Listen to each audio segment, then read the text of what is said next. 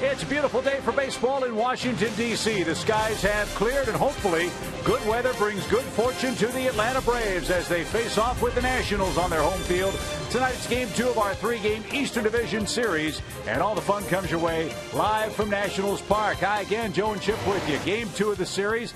Braves owe the Nationals some payback. A long winning streak by this Washington ball club. Braves have given up a ton of runs. Let's hope Shelby Miller's got his A game in Game 2 tonight. Well, he needs some payback, too. He's pitched well enough over the last month to have more than just 5 wins. He's gone a long time without a win. In fact, all the way back to that game in Miami where he almost threw a no-hitter. That was his last win.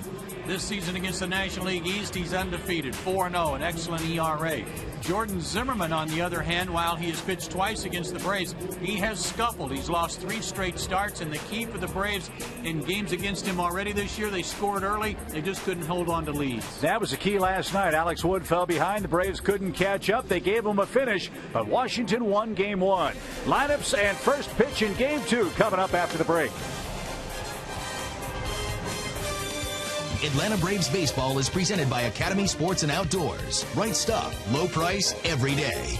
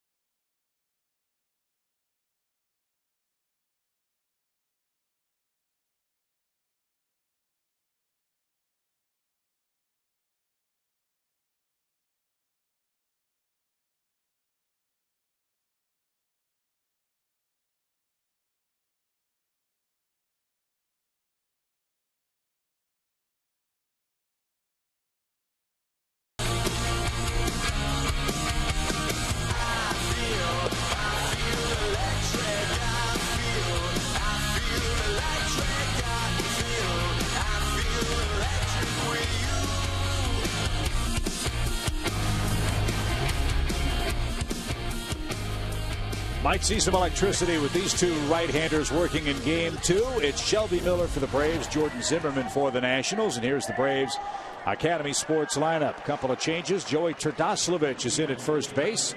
Kelly Johnson gets the start for Juan Uribe at third.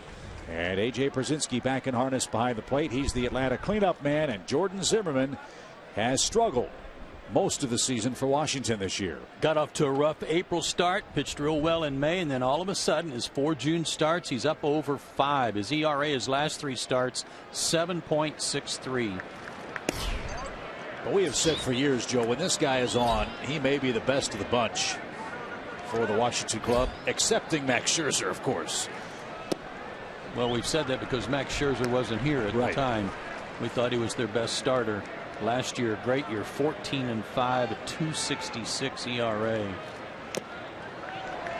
And he's got ahead of Jace Peterson on an 85-degree night. Beautiful day in Washington after the Noah-like rain showers here yesterday. I mean, it was a nasty night.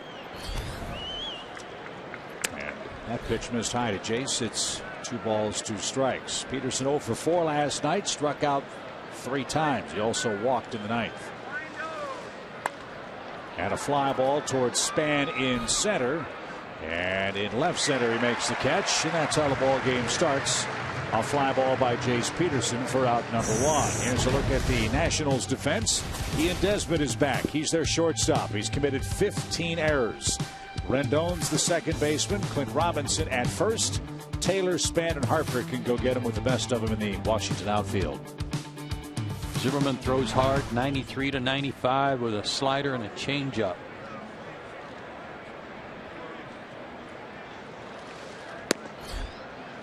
That pitch missed high.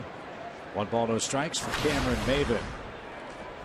Cameron accounted for the lone Braves run, a solo home run. That was hit off Matt Thornton, the first homer Thornton had allowed in over 75 innings in relief.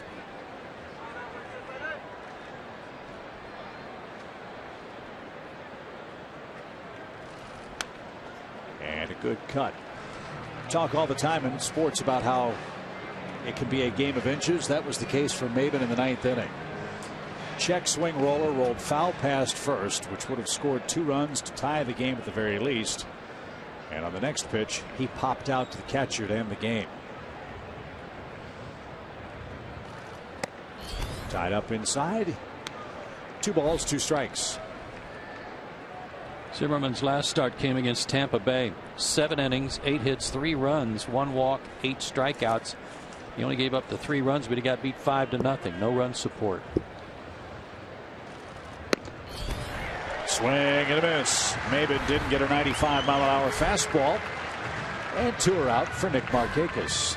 We talked about this last night, Chip, that today it was going to be important if the Braves are going to snap this streak, to try and get some early runs and give Shelby Miller something to work with and put the pressure back on Washington, because it seems like the Nationals have been doing that to the Braves. They score early and make the Braves play catch up all the time. Markakis had a good night last night at the plate. 3 hits.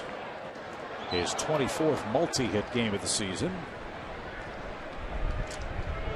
And he bats with 2 outs and the base is empty. It's a very breezy night. The wind is blowing in our face. Here's 6 miles above the playing surface. But down on the field, it's like the flags are blowing toward right. There we are. Game is way down there.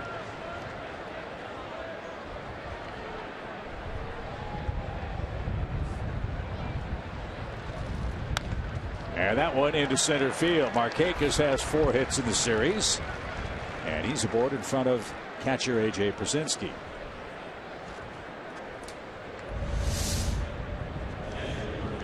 High fastball wasn't high enough. Nick able to get on top of it, do what he did last night. Started the Braves offense with a 2-out single in the first inning.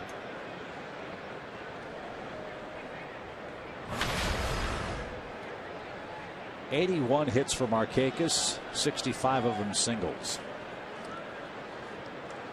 And now A.J. bats. And a broken bat shot up the middle.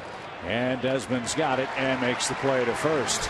A.J. broke his bat. The Braves are retired in the first. Here comes Shelby Miller for Atlanta. No score.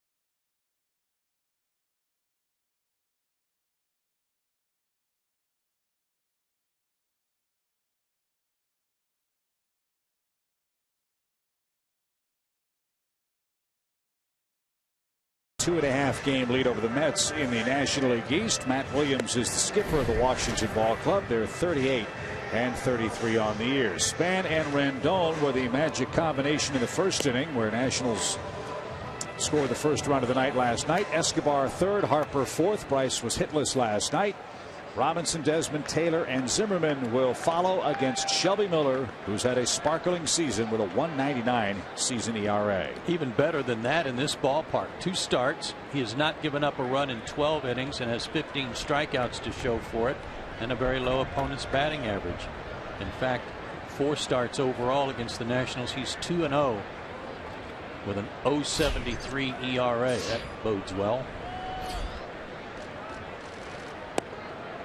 A strike to Denard Span, who doubled to start the game last night and came home on Anthony Rendon's first of 4 singles. It was 1-0 Washington in the blink of an eye. And that's popped foul to the left side. 0-2. 4 keys to pitching success tonight for Shelby Miller as he tries to pick up his 6th win. Number 1, part of this is on the offense. Get a lead and keep it. That's been a problem too for Atlanta when they've gone ahead of the Nationals during the season, being unable to keep it. But 12 of his last 14 starts, he's given up 2 earned runs or less. Do the same thing again tonight. Line drive to right. Markakis charges, and did he hang on? Yes, he did. Nick Markakis with a diving catch. Rob Span. There's the first out. He was standing in the bright sunlight. Might have been hard to see this off the bat. But he still made a terrific catch and a little bit of a snow cone too. It popped right out the edge of it.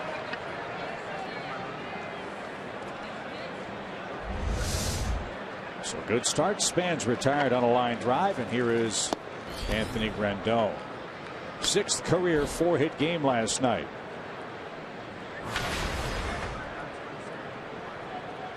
And all of a sudden he's begun to heat up. Bouncing ball foul out of play. Rendon has hits in 10 of his last 12 Nationals games.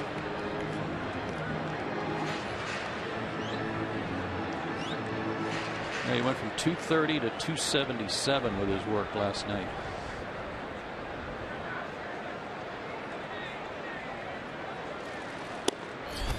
That split the plate. 1 ball, 2 strikes.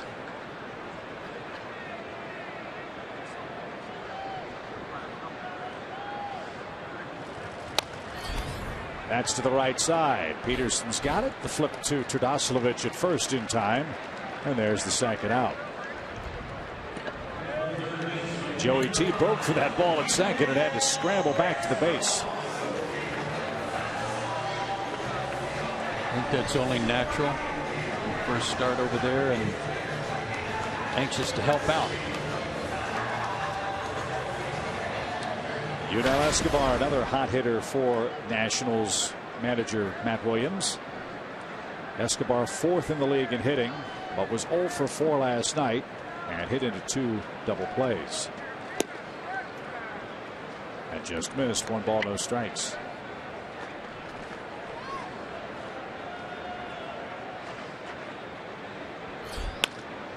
To third. Easy scoop, easy toss, and Shelby Miller breezes through the first inning. 1, 2, 3 and out goes Washington. We head to the second.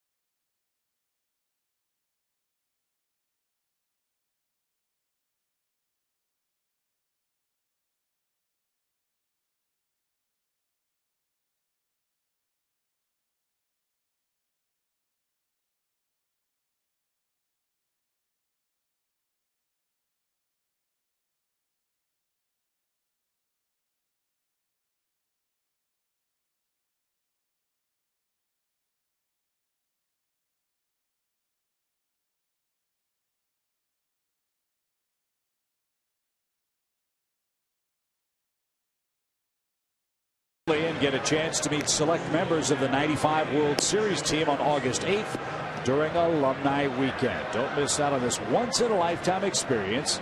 Space is limited, so call 404-577-9100 or visit Braves.com/steal today.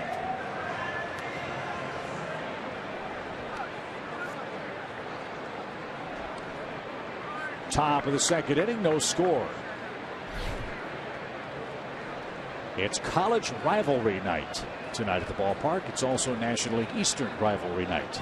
Yes, it is. At the ballpark. Time to start evening this rivalry up a little bit. Yeah, it's been a little lopsided, that's for sure. As Tadaslovich starts things off and takes a strike. Washington's won the last 6 games head-to-head with the Braves. Atlanta's winless on the road in Washington this year.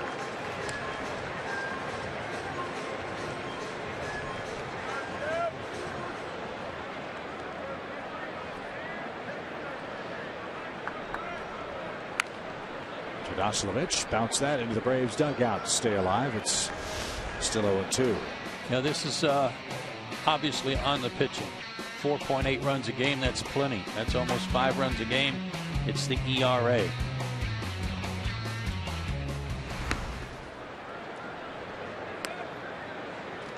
$12-1 in homers. That's not anything you worry about with this team this year. So they just don't hit that many homers, but that 8 ERA is tough to overcome. Well, think about it this way: six straight wins. If the Braves had won 3 of them, guess where they'd be? Yeah, tied for first. Yep. Good breaking ball. So Joey T is strikeout victim number 2 for Jordan Zimmerman. That brings up Kelly Johnson. And Kelly takes a strike. And he's doing what Strasburg tried to do last night, which was establish his fastball early and pound the zone.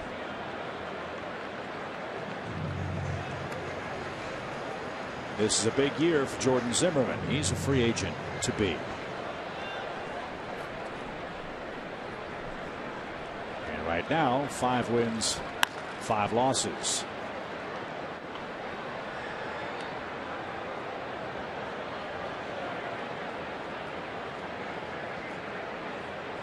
After, as Joe said, he had a 14-5 season. This guy's won double-digit games 3 straight years for the Nationals. And he's pitched 195 innings or better in all 3 of those years.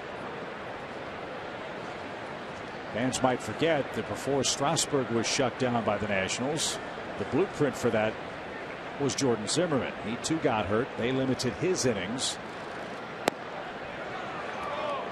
And then he blossomed into a 12, 19, and 14 game winner the following 3 years.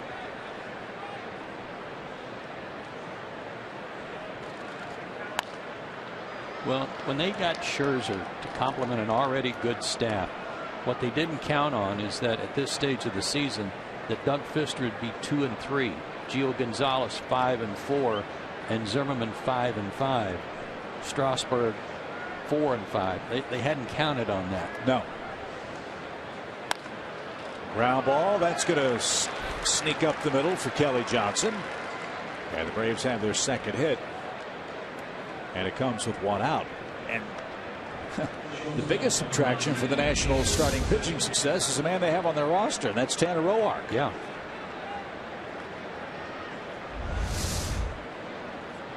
$15-game winner, and they plunked him in the bullpen.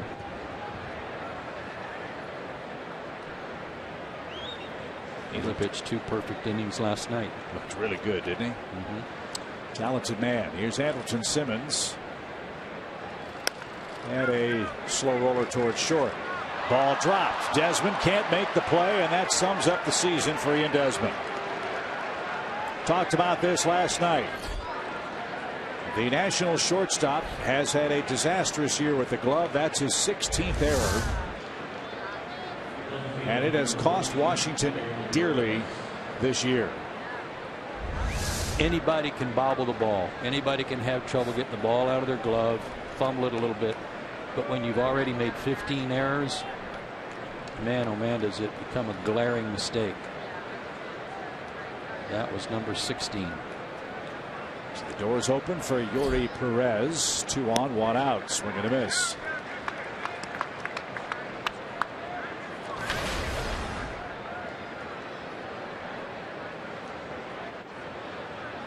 .46 errors for Washington, 16 by their shortstop.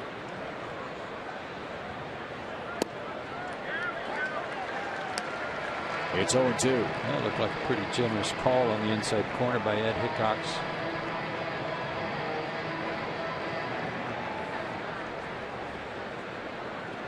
Kelly at second, Simmons at first after the error, 1 out. 8th place hitter up, Yuri Perez. 0-2 count. And a shot towards second. Desmond will turn it, and the inning is over. Perez hit it sharply, but into a 4-6-3 double play. And we head to the bottom of the second, still no score.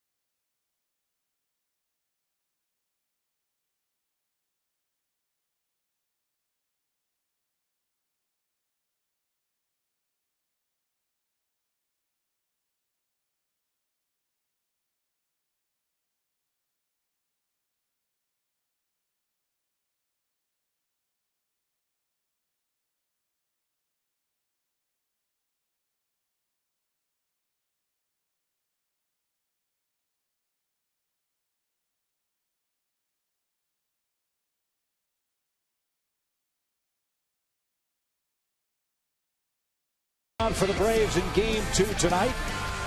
Miller looking for his 6th win. He's our T-Mobile game changer. These are the numbers career-wise against the Nationals. 14 walks, 25 strikeouts in 24 2/3 innings. And a perfect 1-2-3 first inning.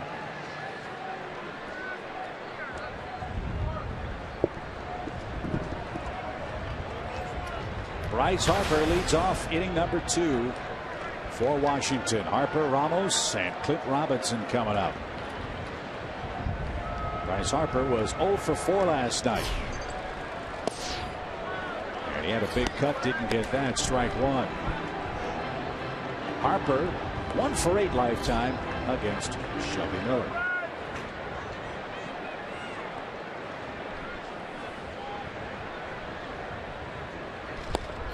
Good fastball. He took it. 0-2.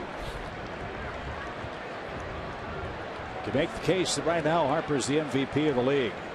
Just from a hitting perspective. 3rd in average, 2nd in homers, 3rd in RBIs. And Shelby Miller just took care of him on 3 pitches. Blew him right away. 4 up, 4 down for Shelby to start the night tonight. I mean, let it go here. Up and away. Great start for Shelby Miller. Good action on that fastball. I mean, there's so many moving parts on Bryce Harper's swing that it's just amazing how good he is, how much contact and powerful contact he makes with that leg kick, that turn he makes, the hip action. It's pretty special. Here's Wilson Ramos. He's the Nationals catcher. Talk about getting in on your hands. Just snap that bat. That's what you call getting in somebody's kitchen. This blows up the stove, the oven, and the dishwasher. He's got a look on his face.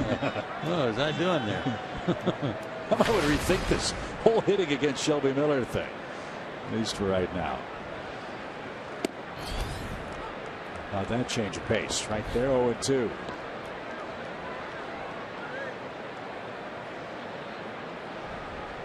Ramos has gotten on base 8 straight games for the Nationals. That'll be put to the test. Looks like Shelby has excellent stuff. He does. He does. He shook off a couple of fastballs there. He wanted to throw a breaking ball and made a good pitch with it.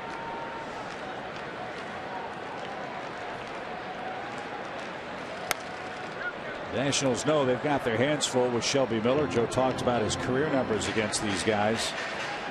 Miller enters the game tonight 4th in the league in ERA, 1.99. Zach Greinke's first, Scherzer second, Garrett Cole of the Pirates third.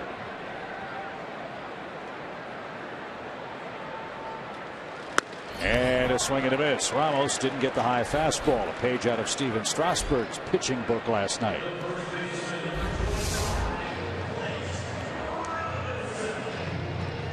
That one was even helmet high. And you can see his frustration. He swung at a couple of bad pitches. 4th in ERA, 3rd in hits per 9. 2 complete game shutouts to his credit. Nobody's got that many. Both against the National League East. This is Clint Robinson, and he swung late. He's 30 years old. Got to the big leagues for the first time with the Kansas City Royals in 2012. Spent some time with the Dodgers last year. And sharply hit, and a nice pick by Turdoslavich, and that will end the Washington second. Couple of strikeouts and some good glove work by Joey T at first base. 6 up, 6 down for Shelby Miller, who will lead off the Atlanta third in a scoreless game.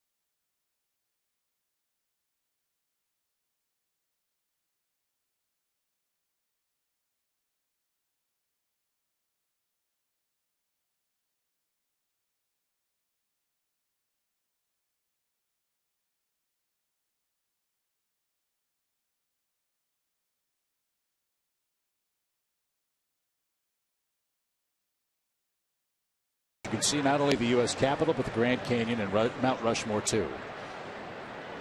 It's a great vantage point. It's beginning to look like a spaceship over there right now. Capitol. Well, there are a few aliens that reside there. Boy, you got that right.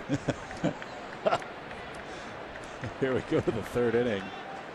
And Shelby Miller will lead it off. He's 1 for 24. And a quick strike. It rained harder here last night than I ever remember in Washington, D.C. Didn't think there was a chance we were going to play last night. No.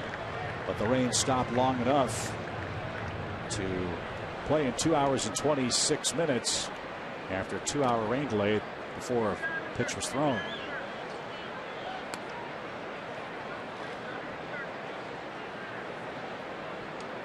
Alex Wood was the Braves starter. Gave up 3 runs. I think Alex Wood gained a lot of respect last night from a lot of people. Talking to some scouts today during dinner from other teams, that he didn't have his best stuff last night, but he hung in there. He limited them to 3 innings where they scored only 1 run. Nice play by Zimmerman. He'll take it to the bag on his own. There's the first out of the inning. So for Alex, despite the fact that he gave up 10 hits and fell to 4-5 with his record, he really did a lot of good things under the gun. He was out of the stretch, guys on base. He made pitches that he needed to make to avoid a big inning. Yeah, he just couldn't. I don't know. It sounds bad. He couldn't get out of his own way in the regard of having the leadoff man on all night. That happened all night long, and then no run support till late. Yeah. 1 out, top of the order, Jace Peterson, and Zimmerman gets ahead, strike 1.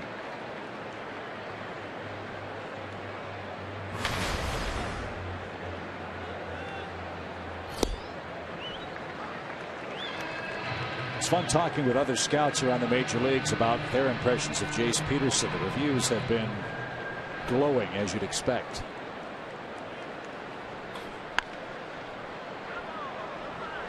Not easy being a young player and be thrust into the leadoff position for a National League ball club. He's handled it exceptionally well.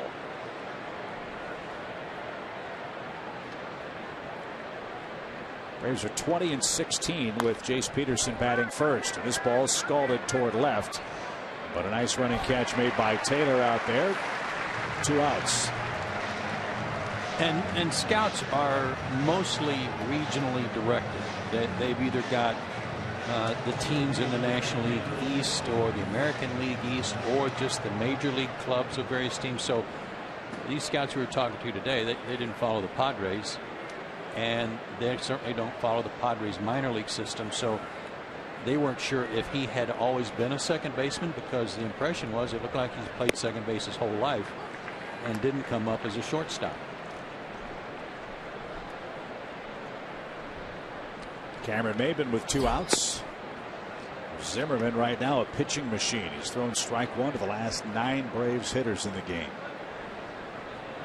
He's allowed a couple of hits. He's had a double play turned behind him, and now he's a strike away from batting in the home third. This is not the guy that came into the game with a high ERA over his last 3 starts, a 7.63 ERA. This is the guy we're used to seeing. Yeah.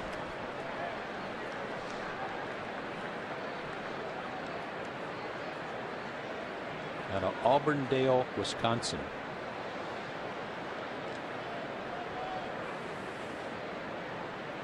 Played his senior year at Wisconsin Stevens Point with his jaw wired shut. Down the right field line and into the seats. Those teachers at Stevens Point can really be testy when you talk about a turn.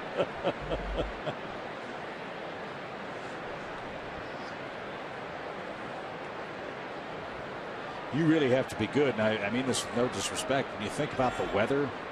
Oh, man. How do you get noticed at Wisconsin Stevens Point? I read something that it was something about summer ball where he really went up the ladder in terms of he was a second-round pick. It really moved up from summer ball. Ground ball, that's through for a base hit. So Cameron Maybin with 2 outs. Keeps the inning alive for Nick Markakis, who singled with 2 outs in the Braves' first. This is kind of what the Braves did last night. Markakis a 2-out hit in the first. Chris Johnson a 1-out hit in the second. It seemed like every time they got something going, there was already an out or 2 out made in front of them. But I'd be sending him. Maybe trying to take a chance here, get an early run. Maybin's got a big lead and draws a throw back. Cameron has stolen 13 bases. He's been caught just 3 times. And Ramos 30%, a little over 30% in his career throwing out stealers. Obviously, if he makes it, you have a good contact hitter up there in Nick Markakis. If he doesn't, Nick would lead off the 4th. Braves as a team have stolen 38 bags this year. Not going. And the pitch, a strike. And Hickox has the plate tonight.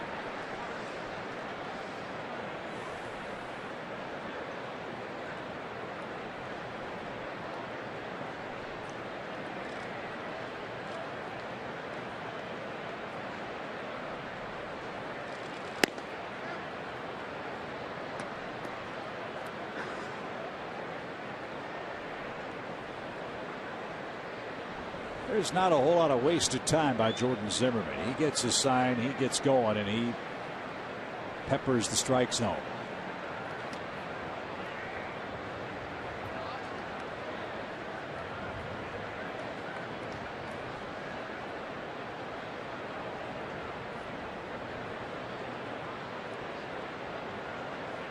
Two balls, one strike. Maben takes off. Zimmerman steps off. His throw is going to be in time. Maben broke too early. Zimmerman stepped off and he raced him at second base, and the Braves third ends on a play at second. We head to the bottom half, still scoreless in Washington.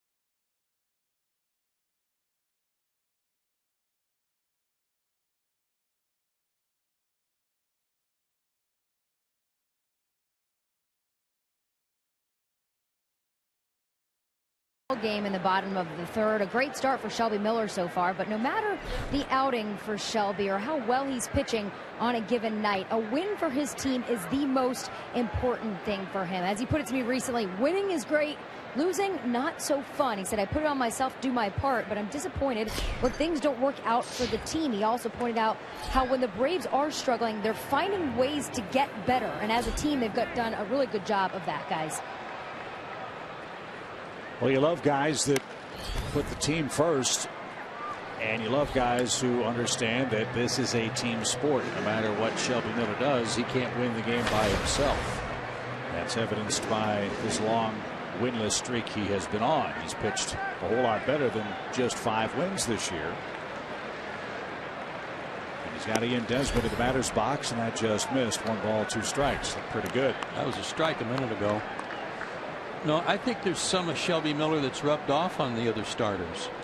He's such an intense competitor and strong-willed, even stubborn to a point, that I think some of that has rubbed off in a good way on some of these guys. Williams Perez too. Williams Perez has come up with a little bit of attitude. It's kind of nice. Guy who's not going to be denied. 2 balls, 2 strikes. And Desmond skies one out of play. It's 2-2. We've been told that Ian Desmond, whose defensive problems have been well documented, that those have carried over to his offensive game. He's swinging at everything. Yeah, especially with 2 strikes, he'll chase anything. That's what we were told. Swung at that one and popped it into right. Markakis gallops in a step or 2 and puts the squeeze on that for the first out. 7 straight retired by Miller to start play tonight. Here's Michael Taylor. Taylor's a good-looking young player. He's got 8 hits in his last 5 games. He's reached base in 10 consecutive, and he's knocked in 25 runs. Remember, Taylor is getting some extended playing time because Jason Worth is out with a bad wrist. And a bouncing ball up the middle. Peterson, third hop, has to unload quickly and got his man by a step. That looked like trouble. It did. It did, with Shelby falling off to the first base side of the mound. The ball went right over the top of the pitching rubber, like it might get into center field, but not only did Jace get to it, he got rid of it quickly.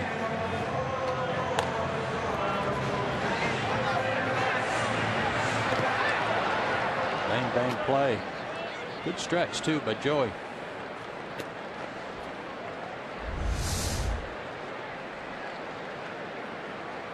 That's what Tadasilovic translates to, by the way, in case you weren't sure, in Yugoslavian.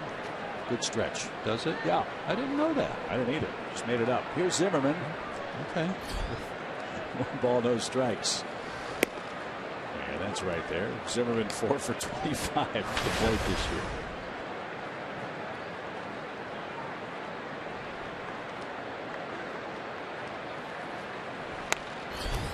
That's into the seats.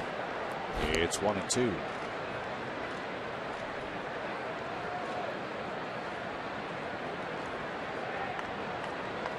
Mets are in Milwaukee shortly.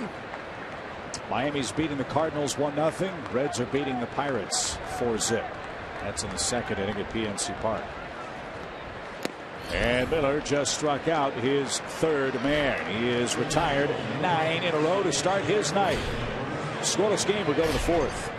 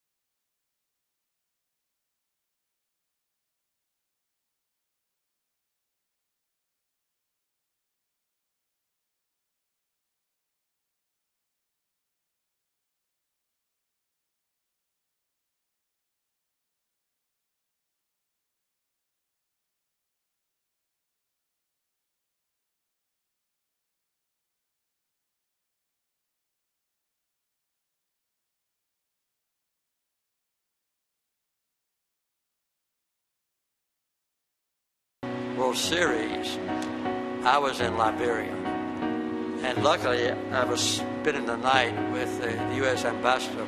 We finally hooked together his special access to international television, and I was able to watch the Braves win the World Series. And I remember it was about 4:30 a.m. in Liberia when the Braves became the world champion. Always great to have former President Carter on our air, and apropos, we're just a few blocks away from 1600 Pennsylvania Avenue and the White House here at Nationals Park. Well, downtown Washington was bustling today after the upper 90-degree heat and humidity yesterday. It was a glorious day. Folks were out picnicking, checking out the monuments, and seeing All the beauty of America's capital city today. Summertime in Washington. School's out.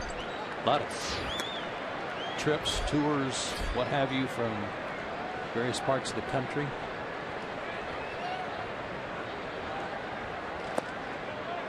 So as we told you, with Cameron Maven aboard in the third, if he got caught stealing a base, Markakis would lead off the fourth. Well, that's exactly what's happened. Nick singled his first time up, and he's behind 0-2 here, and serves this one toward left. And there's the first out of the inning. Yeah, Cameron broke just about a half step too soon. You have to have a very good presence of mind as a pitcher to step off and get the guy after everybody starts yelling that the runner's going. And a good play, good heads up play by Zimmerman to turn and get him.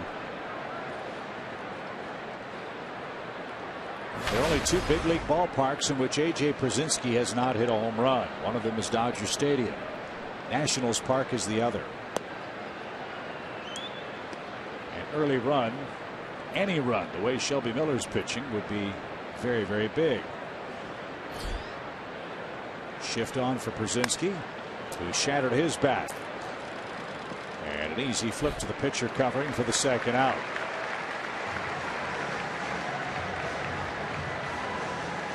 Bat bags are going to be a little lighter for both these teams. Yes. The way Zimmerman and Miller are pitching. 2 out.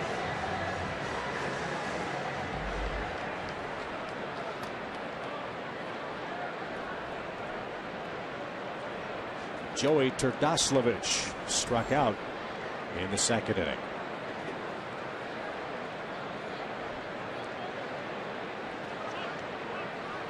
If you haven't kept up with the Braves for the last couple of days, the reason Turdoslavich is playing tonight, and the reason Chris Johnson played last night, Freddie Freeman placed on the disabled list with right wrist discomfort.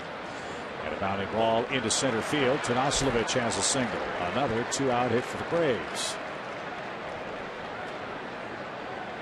3 of the 4 tonight have come with 2 outs. And that's what's been so good about this offense is singles, and a ton of them. It's just that so far the Braves haven't been able to put them together in this series. Last night they got a couple of guys on in the ninth, but in fact loaded the bases but couldn't get the hit they needed.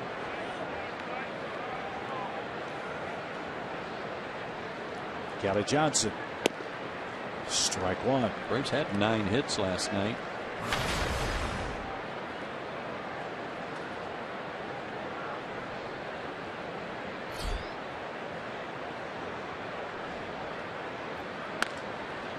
That's headed for the gap in right center field. That ball might get down. It will. Harper plays it on a hop. And around to third is Turdoslavich. Good base running by Joey T. Kelly Johnson's got a couple of hits. And Atlanta, with 2 outs, has its first real chance to score tonight. Well, I don't have to tell you, Chip. It's so hard as high as we are to tell where a ball's going to go. That looked for sure like that was going to be a gapper to the fence from where we were sitting. But it dropped in between them just the same. So first and third instead of a double and a run in.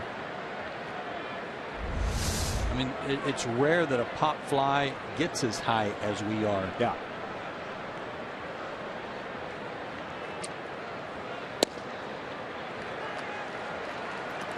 A strike for Anderson Simmons. Braves have done a great job hitting with runners in scoring position. Braves are hitting .269 with runners in scoring position and 2 outs. That's better than the Nationals' overall runners in scoring position average. And you might be interested to know that despite being outscored by 15 runs this year, the Washington Nationals, I should say the Atlanta Braves, have only been outscored by the Washington club all year by 19 runs. As a team. As a team. Despite a huge advantage in home runs. 0-2. Sharply hit to short. Desmond smothered that and flips to second in time. Atlanta threatens but can't break through in the 4th inning. Top of the order up for Washington. Still no score.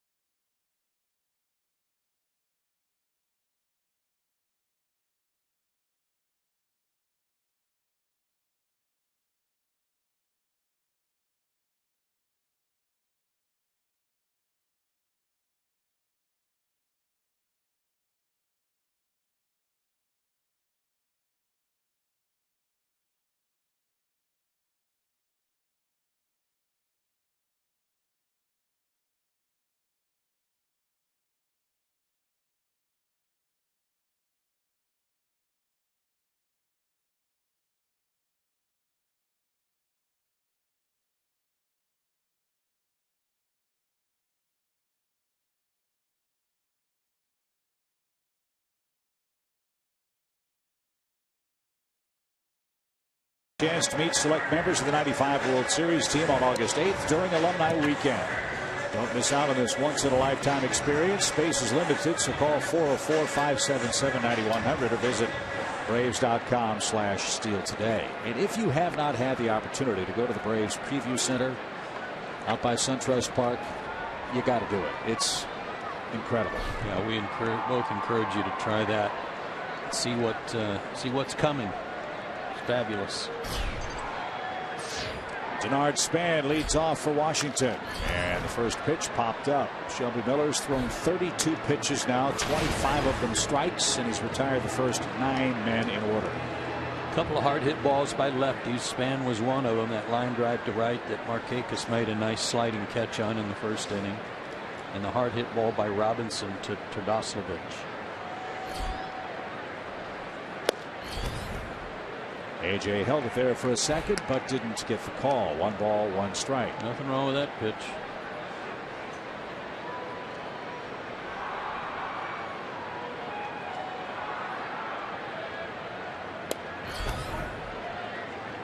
That one missed. 2 balls and a strike. Shelby's former team, the Cardinals, just took the lead in Miami, 2-1. Giancarlo Stanton's hit another homer for the Marlins. My goodness. Popped up left side. Andrelton Simmons on the outfield grass. Did you see where that ball landed last night that he hit? That was incredible. 484-foot homer in Miami by Stanton that was up there by that bar they have in left field. The party deck? Yes. Yeah. I mean, if the windows had been open, it might have bounced out of the stadium. Stanton leads the National League in home runs with 27 and RBIs with 67. Folks, we're not halfway through the season yet. Yeah, I think I heard today that he didn't hit. How many homers he got? Now 27, counting the one tonight. 26th homer last year came in August before he got hurt. Just before he got hurt. Funny how nobody talks about the big contract anymore with Giancarlo Stanton. He's a bargain this year. He's $6-7 million this year. It's way big time backloaded contract for a Marlins club that's in 4th in the division. Every day they say thank you for the Phillies. Miami 12 under, 8.5 out. Speaking of the Phillies, words out of Philadelphia say Andy McPhail's going to be announced as the new head of that organization. Talked about that a couple of days ago. No date for the announcement, nothing official, but that's what's being whispered in Philadelphia. 1 ball, 2 strikes for Rendon. Shelby's throwing harder tonight. He's been sitting 93, 94 with ease, and then once in a while we'll see him pop up a 96 or a 97. Tonight he's been sitting 95 just about every fastball. That's what made him so special when we saw him in the early days of the season. Guys that can not just throw 96 but sustain it for 6 or 7 innings are really hard to find. And after his first couple of starts, Joe, he's been so much more efficient with his pitches. First couple of starts, he had 40 pitches after 2 innings. Here he is in the 4th. And in a battle with Rendon.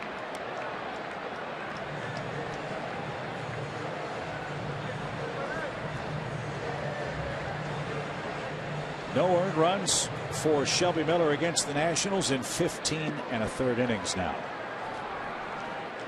In this ballpark. Sharply hit. Peterson can't get it. And there's the first Washington safety. Who else? Rendon, his 5th hit of the series. That's who I'd have had my money on.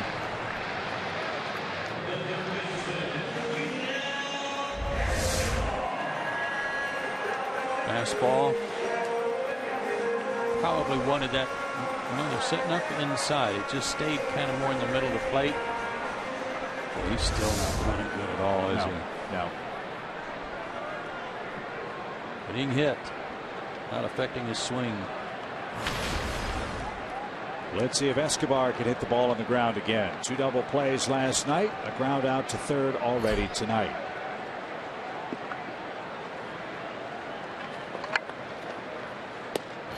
Anthony's a strike. To your point, Chip, about the tough inning sometimes for Shelby pitch-wise, that last start against Boston, in the 5th and 6th inning, he threw 54 pitches.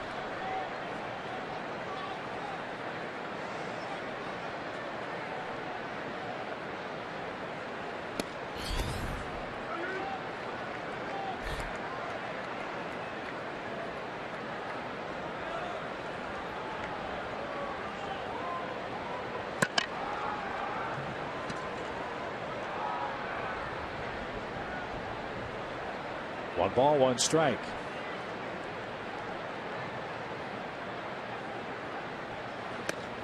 That tied him up inside. It's 2-1 now. Yeah, I don't know how I missed him. I doubt the Nationals were counting on Yunel Escobar to be this big a component of their offense this year.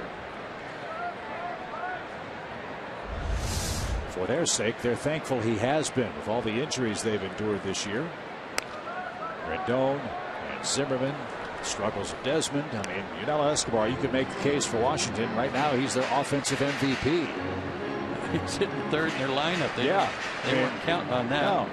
No way they could have counted on that. Already 3 5-hit games this year for the former Brave.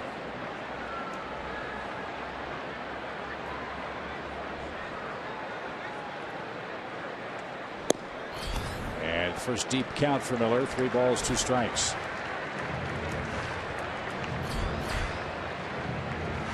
Don't want to face Bryce Harper with a lot of guys on base. He can do big damage in the blink of an eye.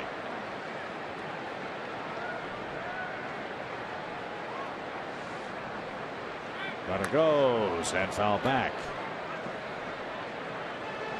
And Williams trying to stay out of the double play. Yeah, I would never have guessed that they would given Rendon a green light to run, watching him jog down to first after a hit.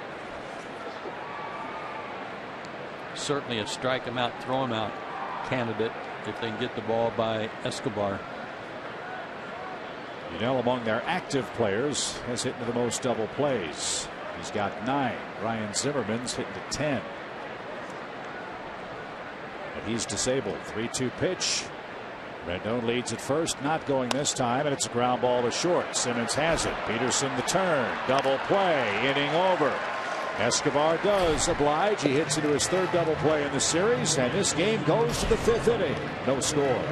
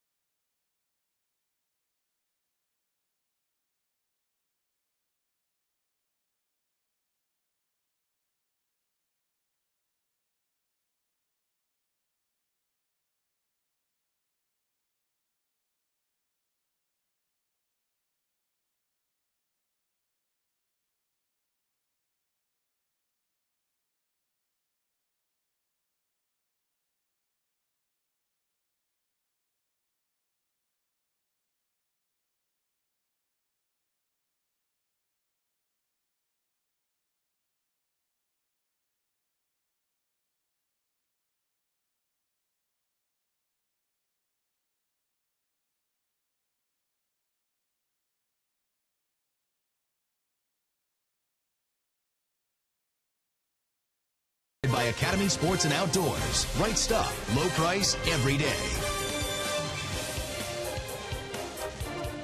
Inside Nationals Park and on the field at Nationals Park.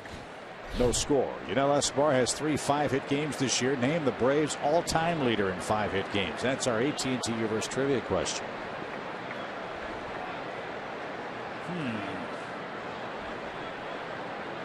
All-time 5-hit game leader in Atlanta Braves history. Bunt pushed toward first. Easy out for the Nationals. Yuri Perez is retired to start the inning. We were talking about this at dinner, not about the trivia question, but about that bunt or things similar to it. And the question was more about Pablo Sandoval and the weight he's put on with the Red Sox. Why don't teams bunt on him more?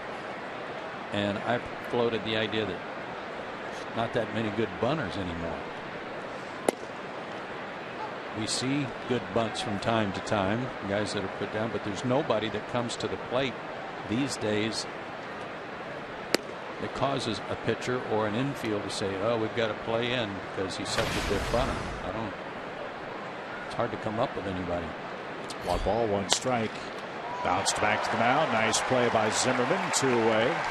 The name I floated was D. Gordon, who's neck and neck for the batting lead in the National League. But he's not a great bunter, not like Brett Butler, who everyone knew was going to bunt and still bunted better than anybody else.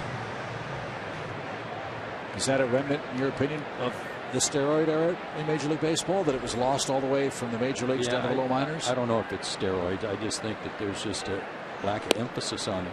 Well, you think guys that could run like Yuri Perez, and I give him credit for attempting the bunt and utilize his speed, but it's something that you have to work on, just like you work on in batting practice. But the old saying, singles hitters drive domestic, home run hitters drive the fancy imports. Same thing, I'm sure, happened in the minor leagues. Everybody hits home runs. That's how they got the big money. Fly ball by Peterson. Span sliding catch. Great play. You know what? There's a lot of singles hitters on this Braves team. Might be a good idea to learn how to bunt. I agree with you. Nice inning for Zimmerman. 3 up, 3 down in the Atlanta 5th. It's still no score.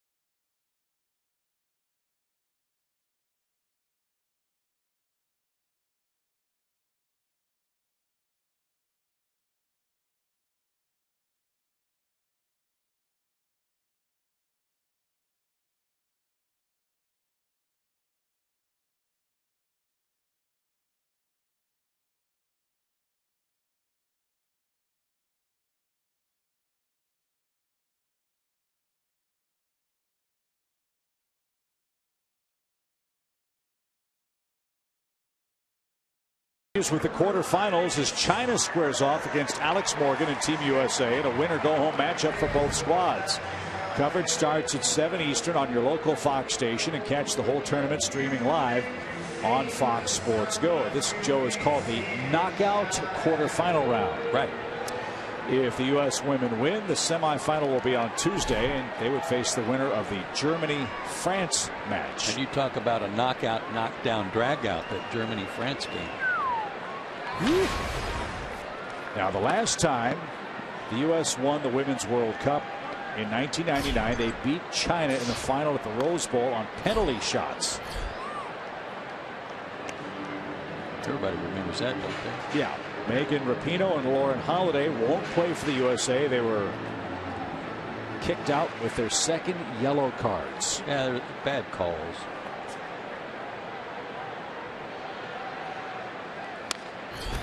Popped up by Bryce Harper. Jace Peterson drifts back into shallow right. He's onsides and makes the play for out number 1. Our girl Jen Hildreth will be calling the game between Japan and Australia at 4 o'clock Friday, did you say? Japan plays Australia Saturday. Saturday, okay. Yep. Jen's been doing great work. She has been doing. We're really proud of Jen.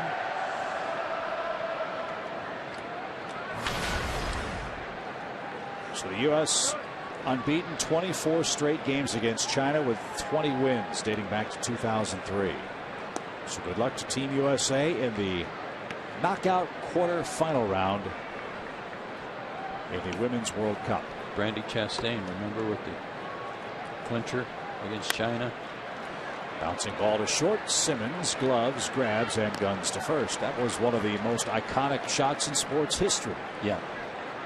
Sliding stop, arms raised, jersey held high.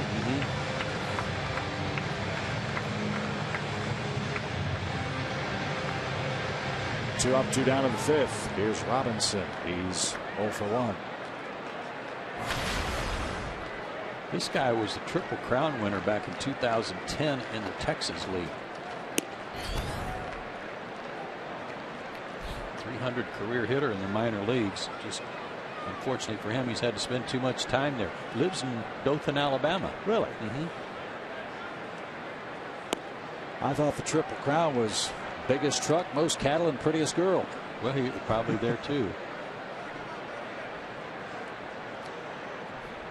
1-1 pitch and a ground ball third. Tricky hop. KJ stays with it, and Shelby Miller is rolling. If you like good pitching, you're loving this ball game. No score. We head to inning number 6 in Washington.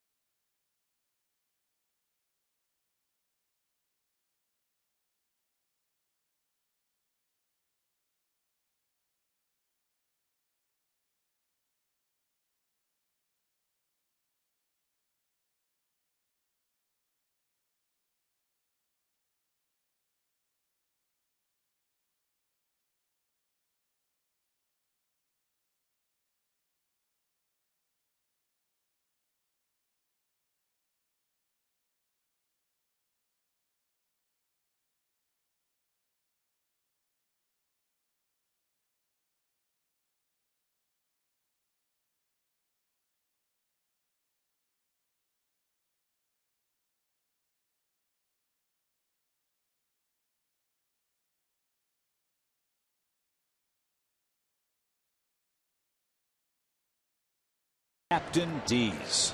It's pretty simple analysis here. Both guys are dealing, and if you're a Braves fan, you just figure if Shelby Miller had a run to work with, you'd like your chances. So offense has got to get something going. Well, he got the right guys at the right time. Maben, Markakis, and A.J. Pierzynski. Maben has a hit. Markakis has a hit. Let's see if the Braves can get a leadoff hit to start things off in the 6th.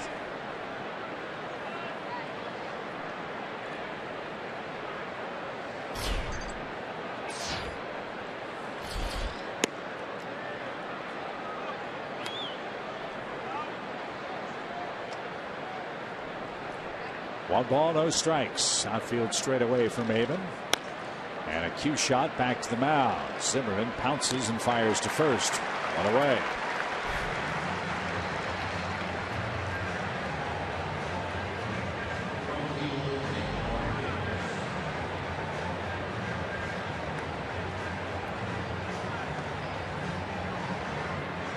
Zimmerman 5-2 lifetime against the Braves.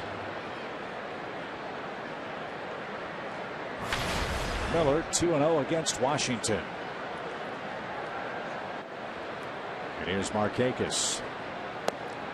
A strike. Zimmerman's been pretty active. Two comebackers to him from Shelby Miller. He covered first on the bunt to get the out. He picked off Maben. Isn't he something? Yep. 2 more hits for Markakis, 5 in the series. That's 7 hits for him in his career against Zimmerman. 7 for 21 with a homer. And a 1-out start to this inning for the Braves offense to try to get something going.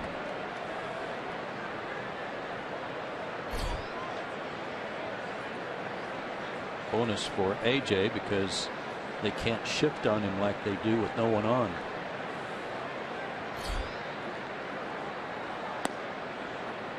Ball 1.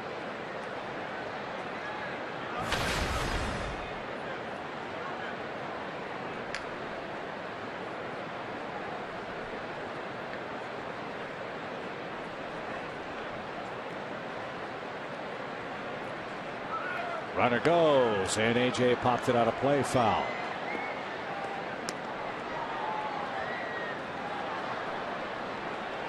Braves haven't done a lot of hit and running.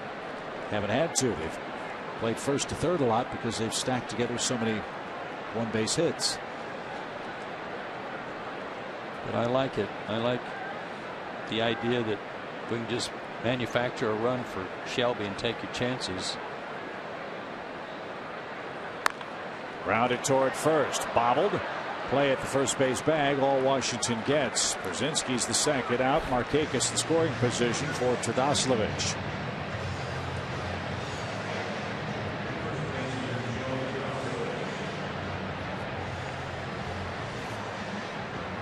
And now with a runner at second inning, new set of signs for Jordan Zimmerman from Wilson Ramos. Desmond wants to know what's coming as well.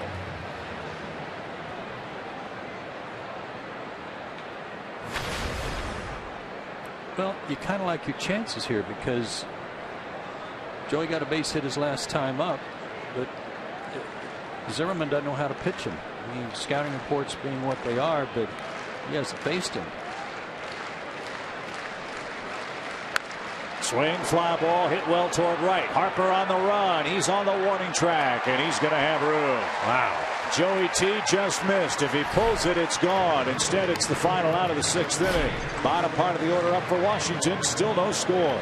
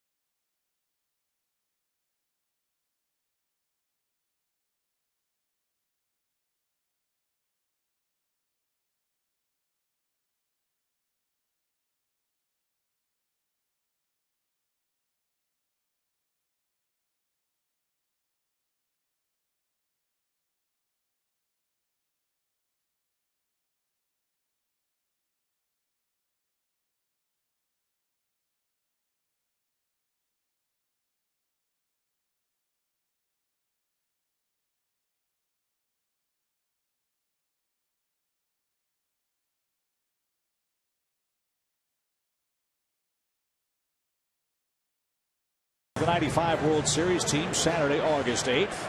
All A-list members get priority seating for SunTrust Park, and seating has already begun. Get a chance to reunite with the Braves past while securing your place in the Braves future. Go to Braves.com/steal today.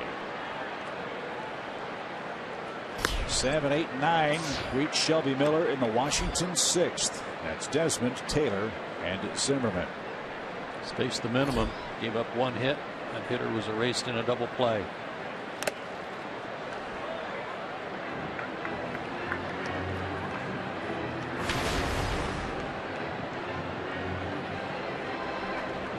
Down year for Ian Desmond. Like his teammate on the mound, this is Ian's walk year.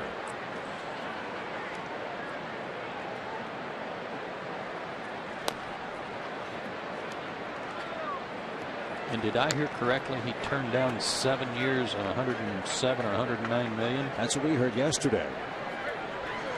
This is a man that's had 3 straight seasons of 20 or better homers and 73 or better RBIs. I hope that's not right. That's outside, 2-2. What has to be concerning is his error totals have risen each of the last 3 years too, from 15 to 20 to 24. And he's got 16 right now, including one tonight. Miller just missed. AJ tried to steal a strike. Instead, it's a full count. Let's check out the PNC Bank Fox tracks. AJ made it look better than it was. Got him swinging with a breaking ball. Miller's 4th strikeout.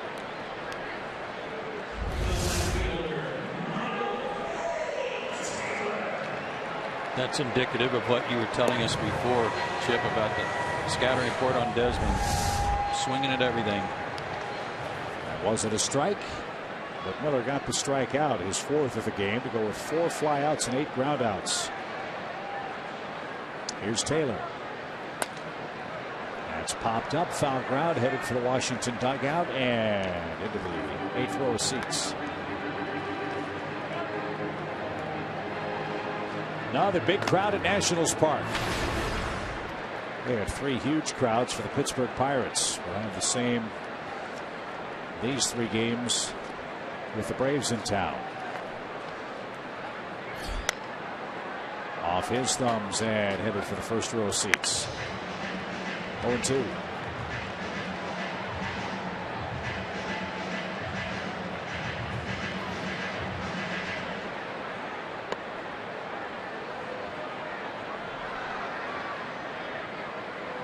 That's cool.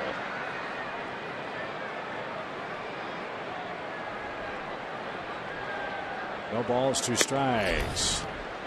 That was awesome. Adult fan gave that kid the baseball, and the kid stood up and shook the gift giver's hand. Good job. To short. Friendly hop for Andrelton. And Taylor is the second out. Did you see the video last night of the young fan in Cleveland with Miguel Cabrera? Did not. Bouncing ball just like that one here in Washington. Kid caught it with his hat.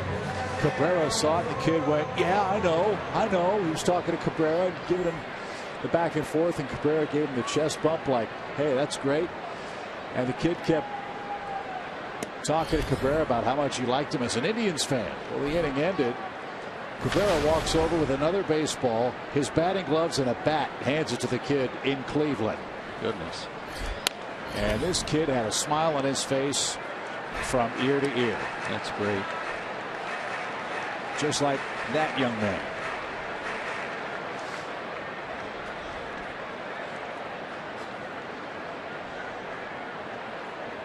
Shelby Miller way ahead of his mound opponent, Jordan Zimmerman. 2 strikes, 2 outs.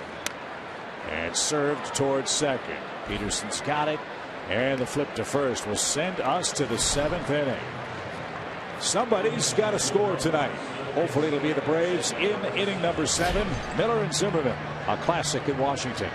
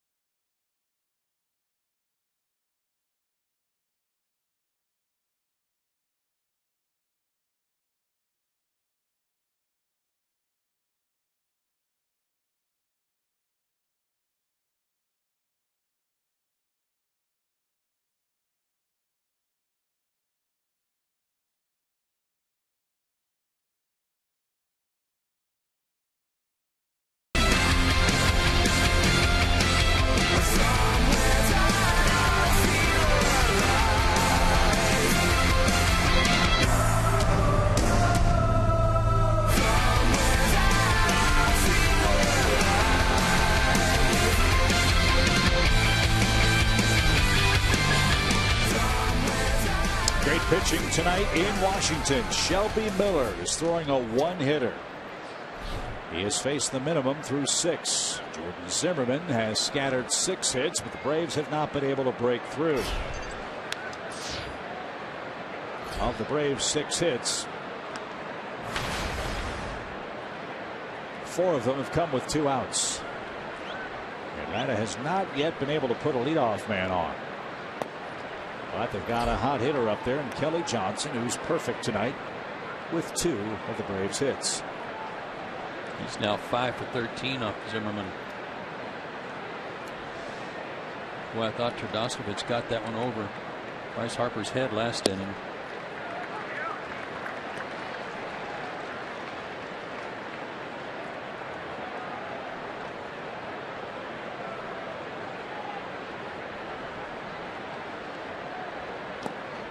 Check swing and no swing.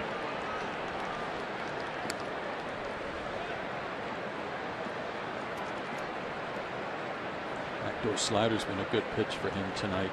He's had that reined in on the left-handed hitters.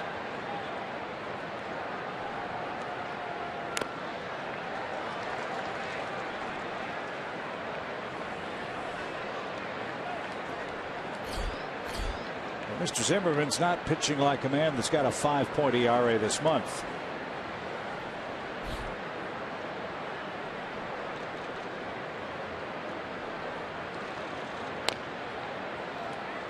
"13 earned runs allowed in his last 3 starts, covering 15 1/3 innings. He's really strong, especially in his lower half. 6'2", 225, strong legs.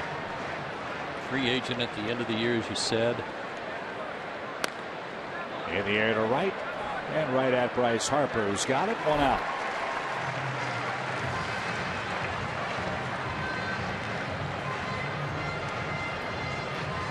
And with the way teams are now looking at pitchers who have had Tommy John surgery, it's almost like there's less risk. Already had Tommy John surgery, probably not going to have to worry about it again. Hopefully won't have to.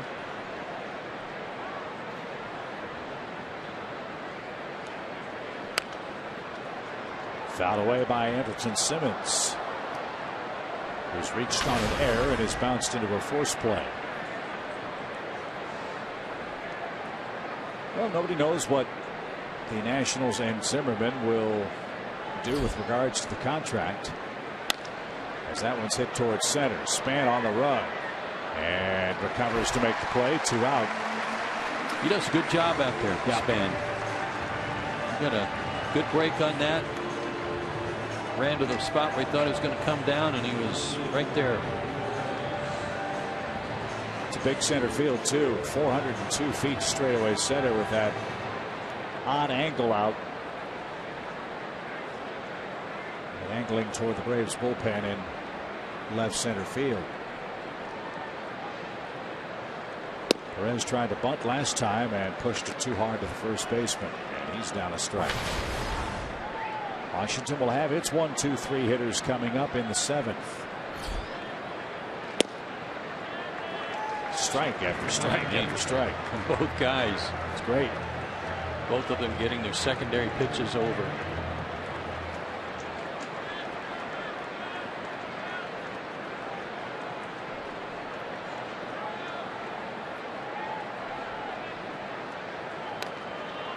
Right off the end of the bat.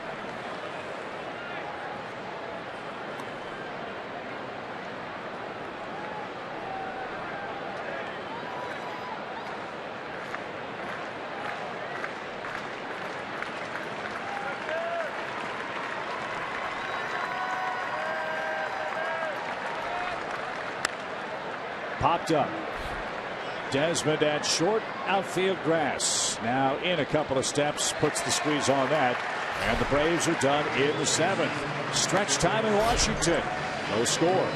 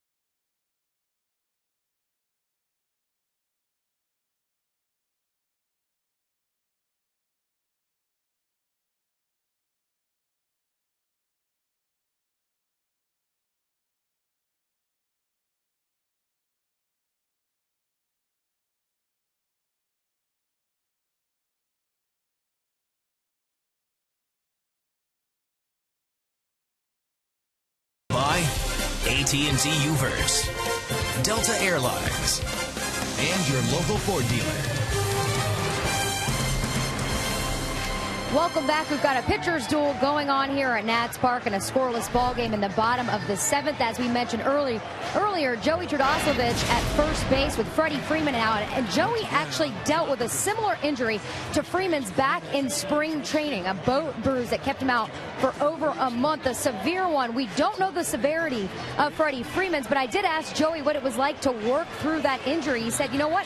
It was really tough because there was nothing broken, nothing torn. It was simply about letting a bone bruise heal, and it took a while. He spent a lot of days on the training table and off the field, but he said it gave him that much more appreciation for being able to play when he was back in the game. Guys, it was crazy play, Christina. I mean, when you think about 2 tagouts by the first baseman at third base, and just a weird set of circumstances that caused him to suffer that bruise.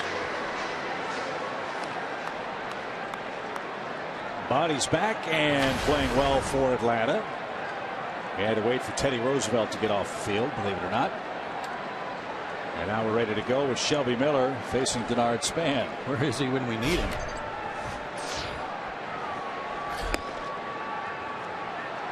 That looked like a strike, but called the ball. 1-0 for Span.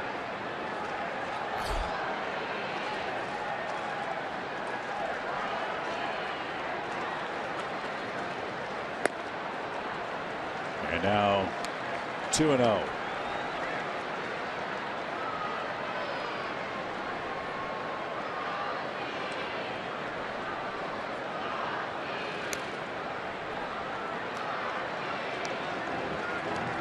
Now the first 3-0 count of the night for Miller. This is a big sequence in the game. Span, Rendon, and Escobar.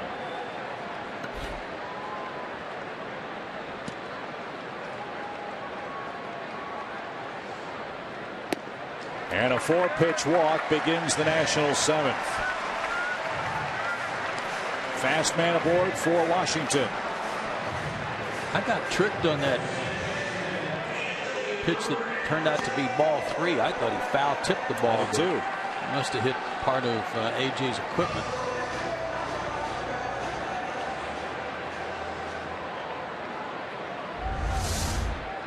This is the one I thought he check swung and it hit his bat, but no, it hit the glove and then the chest protector. So now you got some trouble. Rendon up. And a bouncing ball over third into left field. Base hit. 2 on, nobody out.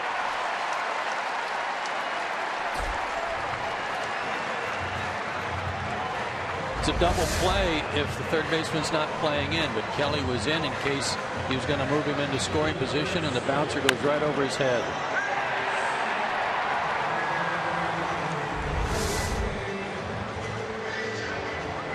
Got to do some pitching now. Yep.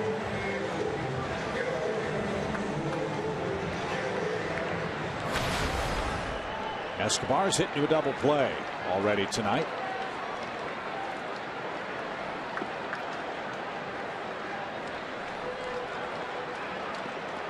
Braves think he might try to bunt. He has not recorded a sacrifice bunt this year.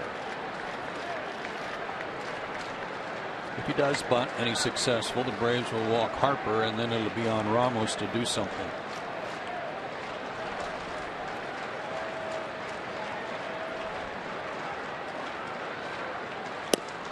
No sign of a bunt.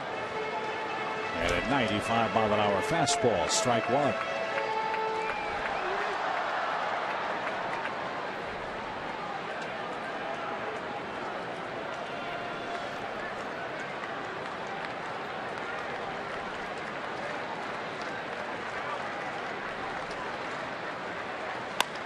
Slow roller toward third. Tough play out there.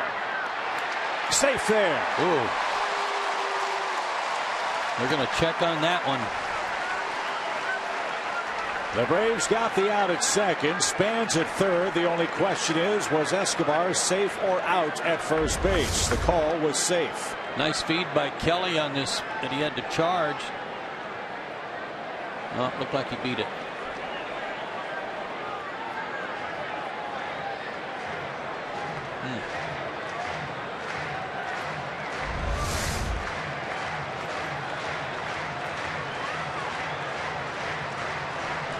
So no appeal.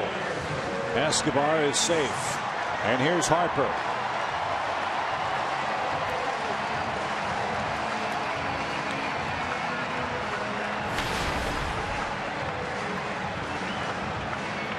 You have a base open. It's second base. He's only had one other 2-game hitless streak this year. And that was back in May. He was 0 for last night. He's 0 for 2 tonight. Harper's also hit the 6 double plays. That's still in order. And the first pitch is a strike. Inner half. 0-1. This is what you like. Yeah. Great mano a mano. Great matchup. Miller's gotten Harper twice. He struck him out. He's popped him out. Line softly into right. Peterson can't get it. It'll drop in for a blue pit, and Washington leads by a run.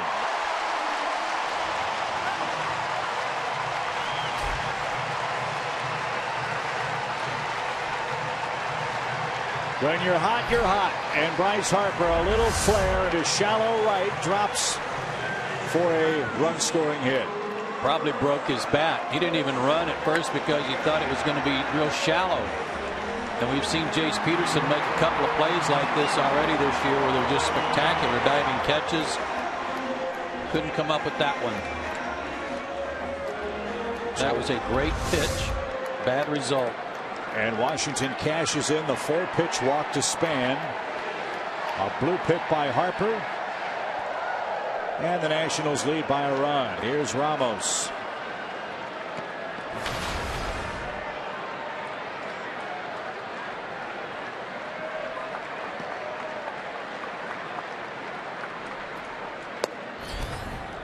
A strike. Ramos, our Georgia lottery, hitting the jackpot feature. And a tough out for all concerned for the Braves, but 0 for 2 tonight.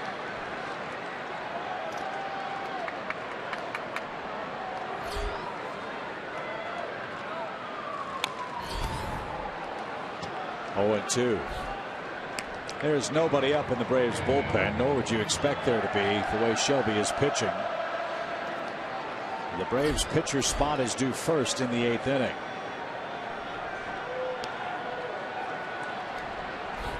That 4th inning of 18 pitches, that was when he gave up the first hit to Rendon and then got a double play to get out of the inning.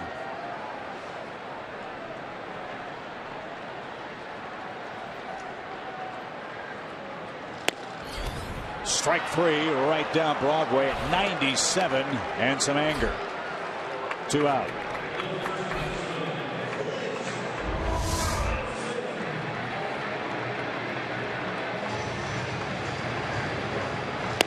I mean, some gas on that. 2 on, 2 out for Clint Robinson.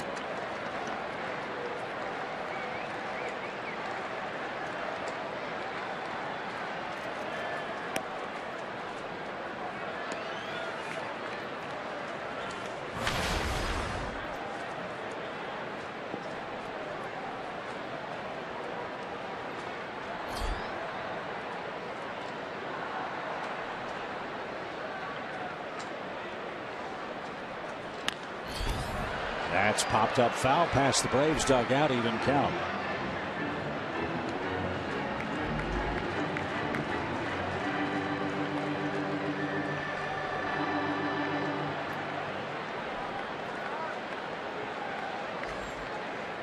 This is the 3rd start this month for Shelby Miller, where he's given up only 1 earned run. He has yet to win in June. He's down 1-0 to Washington. Nationals with a leadoff walk, 2 singles have scored the game's only run.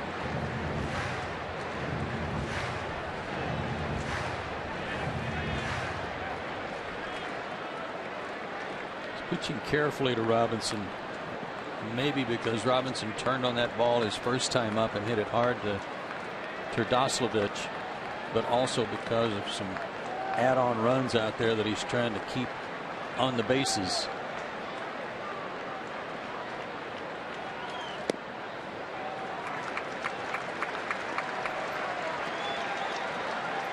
Desmond is on deck. And more breaking balls to him.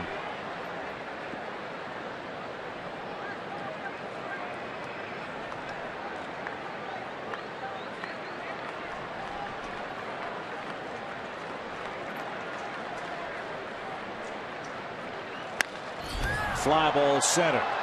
Maven had a little trouble, lost it for a moment, then found it. And it was right where he was standing, thankfully. A leadoff walk and a broken back blue hit by Bryce Harper gives Washington a 7th inning lead.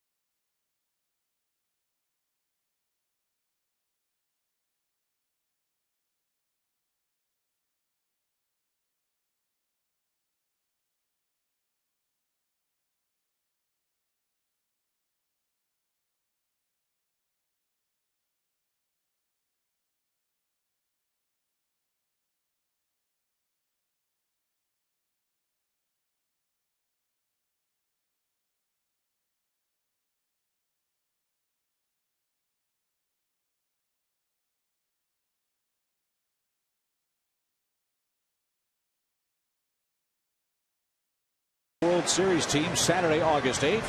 A-list members get priority seating for SunTrust Park, and seating has already begun. Get a chance to reunite with the Braves past while securing your place in the Braves future by logging on to braves.com/steal today.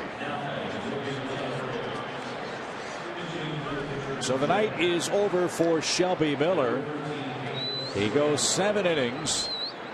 He allows 1 run and only 3 Washington hits. Pedro Ciriaco will pinch hit for him in the 8th inning. Then the top of the Braves order is coming up.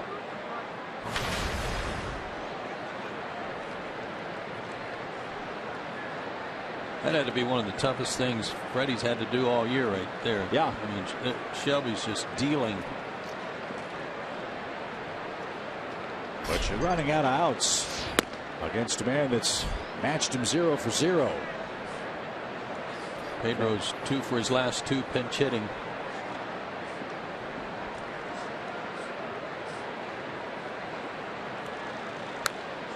And fouled straight back. It's an even count. You got Ciriaco to chase something up out of the zone.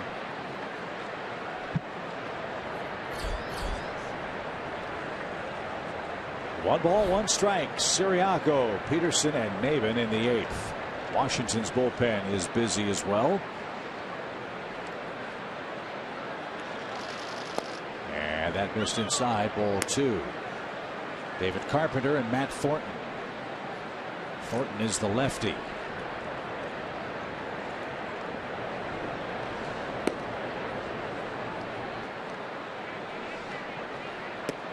Inside, ball 3. Well, what's good for the goose could be good for the gander. How about a leadoff walk?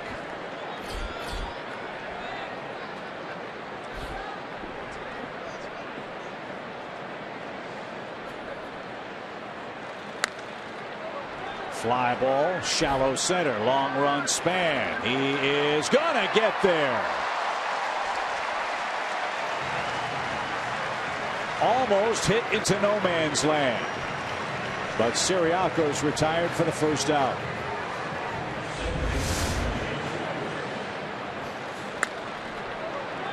Yeah, he broke back first. Tough one to read. Rendon happy to get out of the way.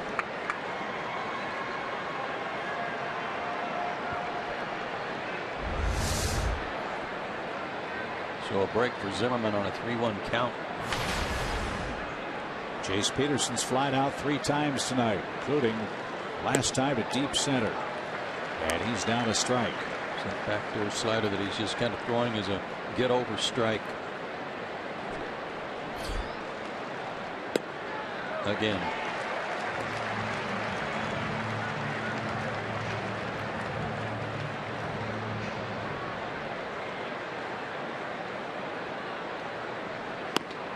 We talked a lot about how Shelby Miller's pitched so well and nothing to show for it. His last 6 starts, he's 0-2 with a 2.97 ERA, and his run support 1.73 runs per game in those 6 starts before tonight.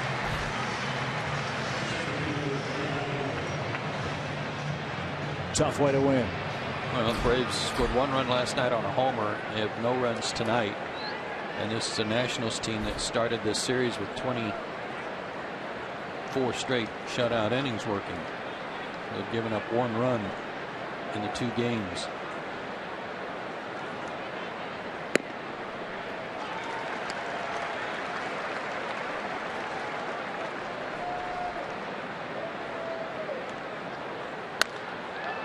That's hammered toward right center field. Span on the run on the warning track in front of the fence makes the play. Another great catch by Denard Span, and the Braves' hearts are broken in the 8th. 3 up, 3 down. It's 1-0 Washington.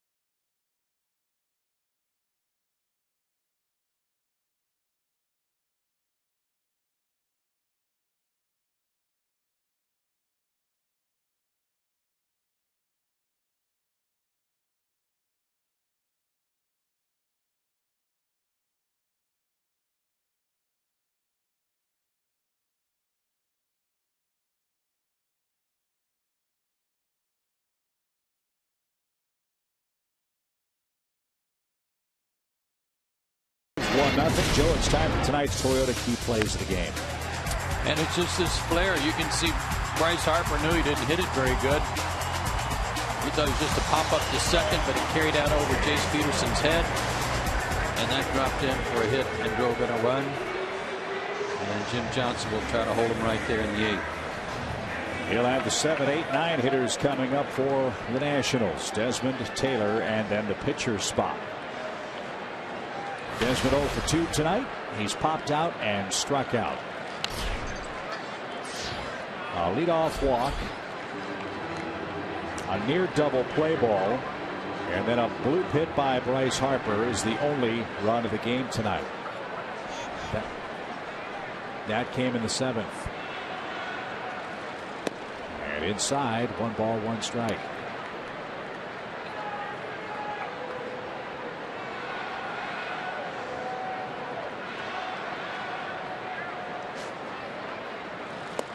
Swing and a miss. It's 1-2. Going back to the final game of the homestand against the Mets, the Braves have scored 2 runs their last 25 innings. They beat the Mets 1-0. That was Tehran over Harvey. Strasburg won 3-1 last night, and the Braves are trailing 1-0 tonight. And the home run the Braves hit last night was off the bullpen for the Nationals. Oh man, good pitch. So that gives Washington what right now 36 in the 3rd innings. For their starters, by their starters of 1 run. It's a team record. Well, it's 34 straight by their starters, and that's a team record. Drew Storen is getting ready for the 9th. They'll want to put Desmond on. 3 balls, 2 strikes.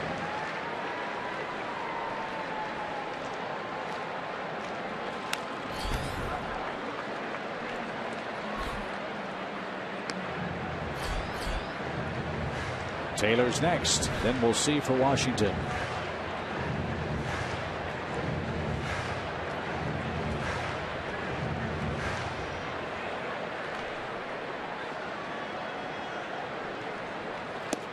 And he lost it. Desmond walks. And now Taylor will hit. Let's see how Washington plays here. Taylor's hitless. 2 ground outs. Might see him bunt.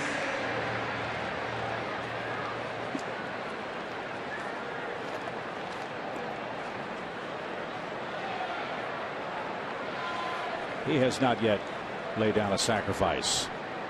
And the Braves wanted to see if he'd tip his hand. He didn't.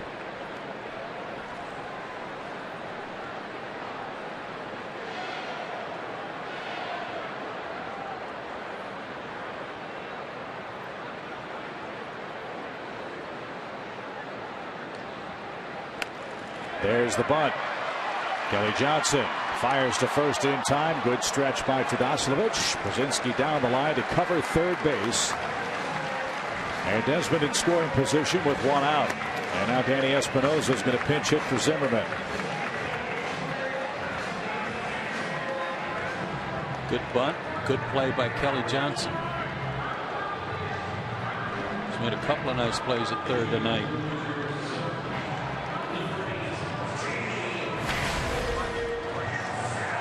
Espinosa swinging a hot bat. He's at 266 for the year. And in the 8th tonight makes his 2nd pinch hit appearance of the year.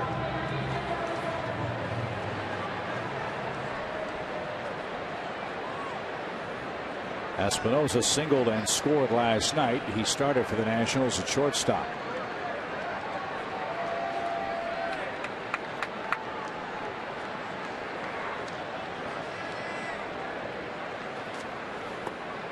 AJ smothered that. 1 ball, no strikes.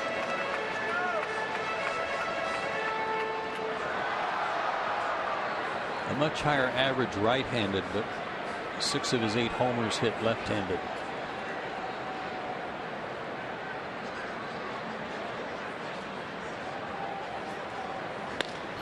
Line drive toward left, but Perez was there. Espinosa flirted with a hit, but the Braves had it defended perfectly, and that's the 2nd out. So much so that Espinosa was looking around like, what in the world's that guy doing there? The Braves were playing shallow and toward the line. Pitched him away, and he hit it right where they were playing.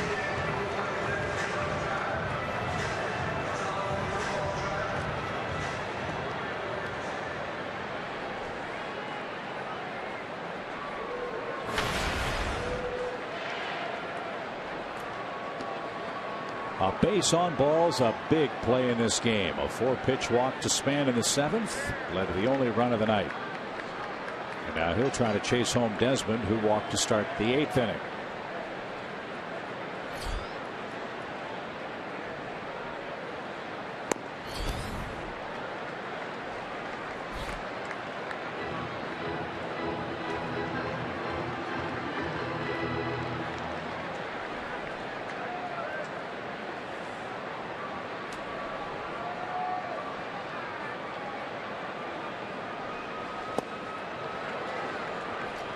that was a nice off-speed pitch.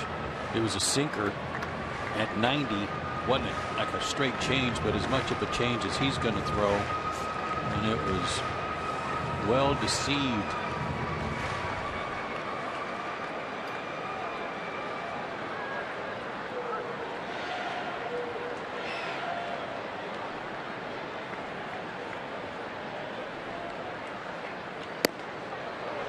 That moved him off the plate. 2 balls and a strike.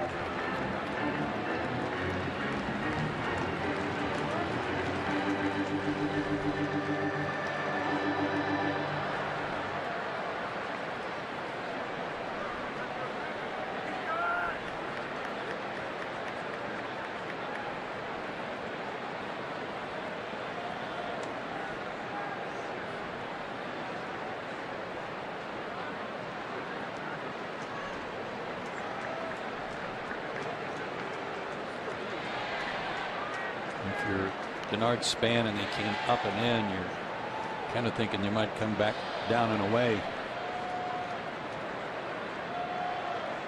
That's how Perez has him defended in left. Instead they goes down and in again. 3 balls and a strike. That had a lot of action on it. Ball was really moving, just didn't catch the plate. Rendon is next. Luis Avilan up in the Braves bullpen. A walk, a sacrifice, and a flyout. Desmond at second, 2 away, 3-1 pitch. And ball 4. They're at first and second with 2 outs.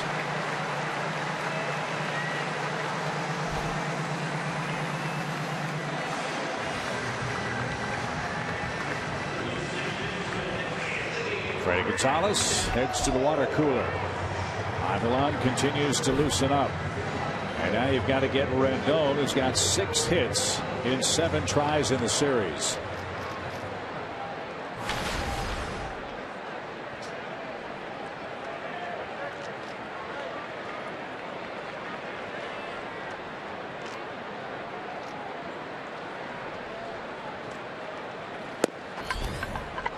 Anthony, strike 1.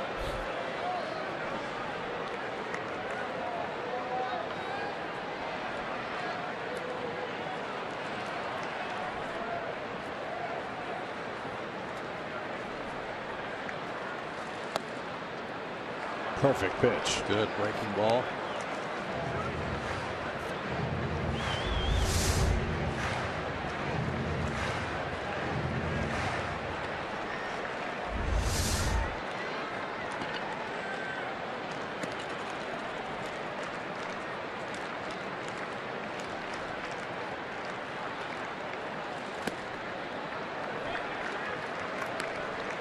Jim didn't have much of a pause there. And the count now 1 ball, 2 strikes.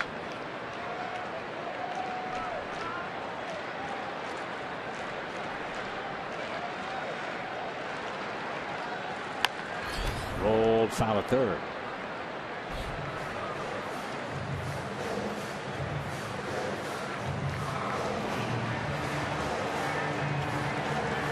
His bouncer over the head of Kelly Johnson last inning, really the big play in that inning on what would normally have been a routine ground ball or possible double play ball.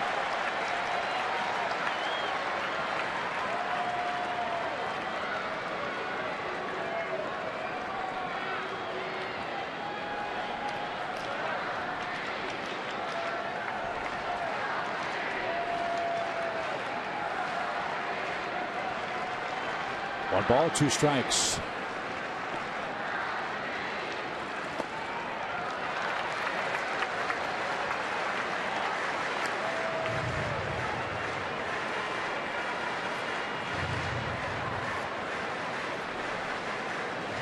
Jim's got a lot of movement tonight.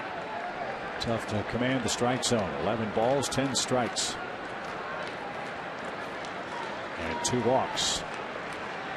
Here's where you want action. 2 balls, 2 strikes. And Rendon fouled that off his foot, and he's down in a heap in front of the plate.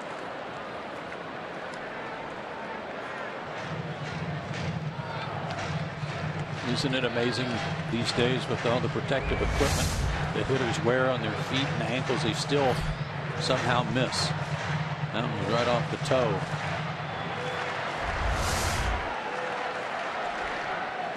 And that's what sinkers do to you.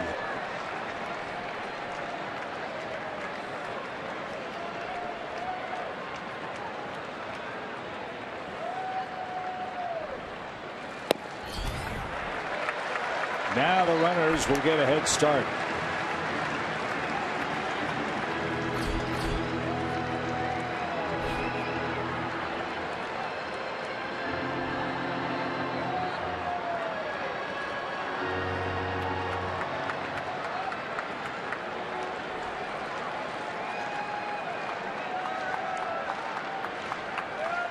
Desmond and Span lead.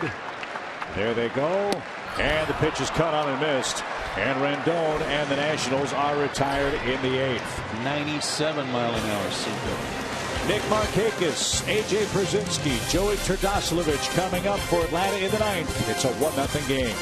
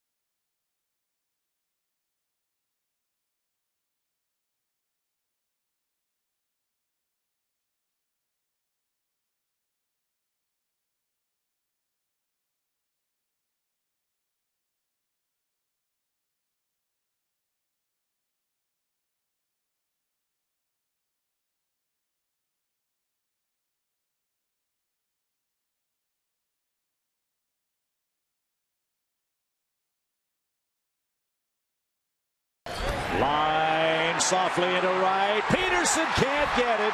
It'll drop in for a blue pit, and Washington leads by a run. That was our Zaxby's indescribably good play. The only run-scoring hit of the game so far, as Bryce Harper, with his 58th RBI, has given Washington a 1-0 lead.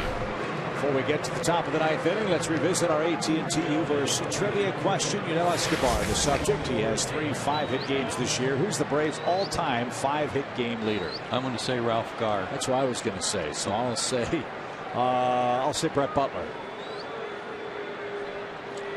There's our boy Felix again.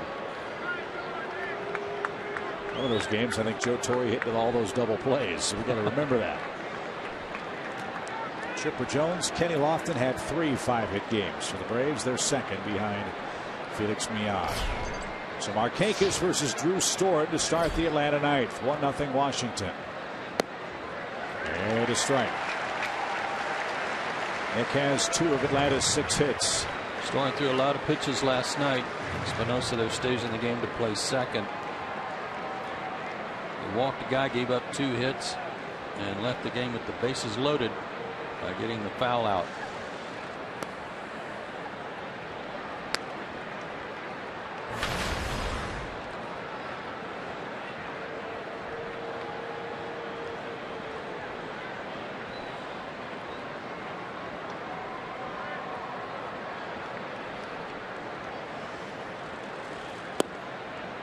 That's low. 2 balls and a strike. Braves have had their share of hits. They haven't gotten a leadoff man on tonight. This would be an excellent time for that to happen.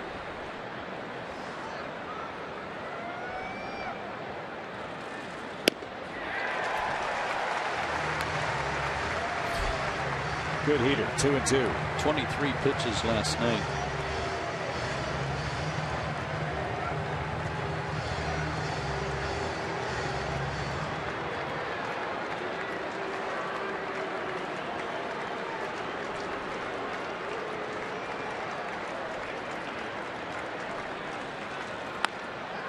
Line drive by Markakis to left, and Atlanta finally gets a leadoff man on. Nick Markakis represents the tying run. His second 3-hit night in a row against the Nationals. Backdoor slider right on it.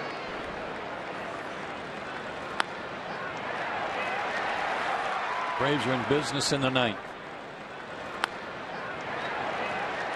Good pitch, too.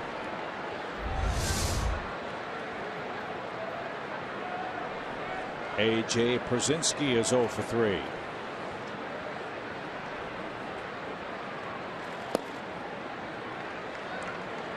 Now, earlier tonight, with Markakis on in front of him in the 6th inning, they couldn't shift for him, but he hit a hard ground ball right at the first baseman, Robinson, who was standing right at the bag. Maybe this time A.J. can pull one through that hole.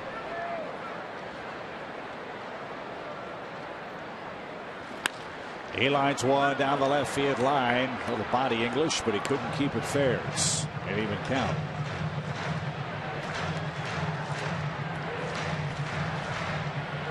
Harper very deep in right. Span a step or two deeper than normal in center.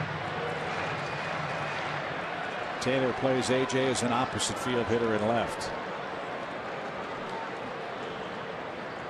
1-1 pitch.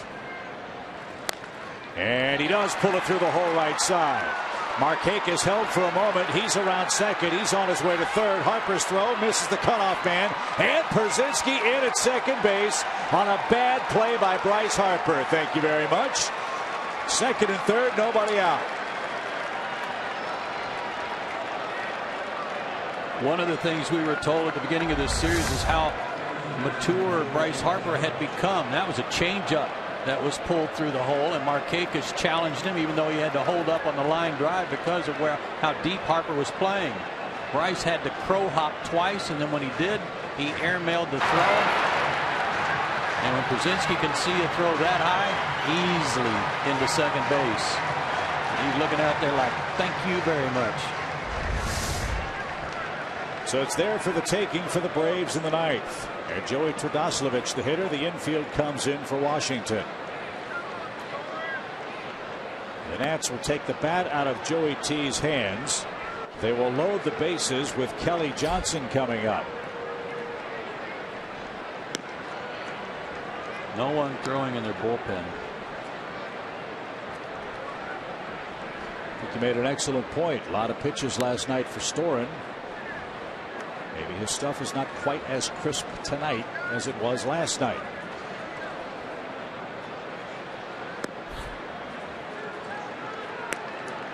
So bases loaded for Kelly Johnson. He's 0 for 3 in this spot. All those signs from Matt Williams there. He was making that cross sign for halfway for the middle infielders, and he's telling first and third basemen to come home.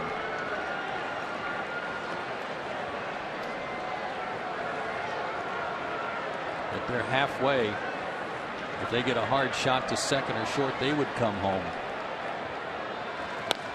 Fly ball, that's well hit right center field. Span drifts back. He's going to make the catch. That's deep enough to score one. Both runners tag.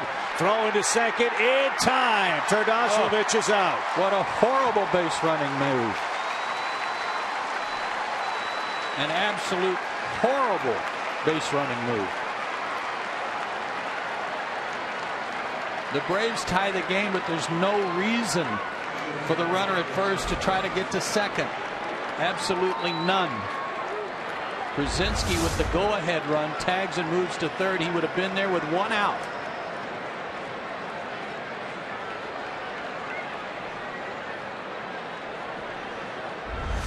So instead of first and third, one out, it's a runner at third, 2 outs, and Simmons the batter in a 1-1 game. So the good news is Shelby Miller is off the hook. The bad news is the Braves need a 2-out hit or a big Washington defensive mistake to take the lead.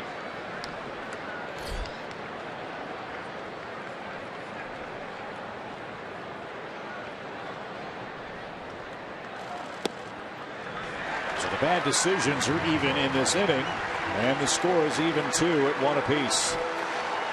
Harper a bad throw. Terdosevich a base running mistake. Costly, really. Takes all the pressure off the pitcher and the defense to get the out. Runner at third, one out. They got to play in. Advantage Andrelton Simmons. Instead of needing just a fly ball for a sacrifice fly, now you need a base hit. No balls, 2 strikes. And right off the end of the bat, now to play. Do it again. Jason Grilli readies for inning number 9.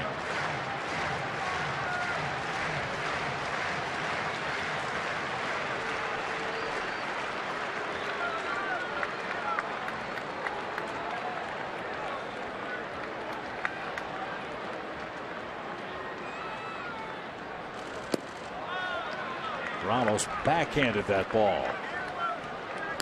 Yeah, he's not exactly a brick wall back there. He's sometimes prone to just reaching for balls and having them get by him. So be heads up if you're Brzezinski.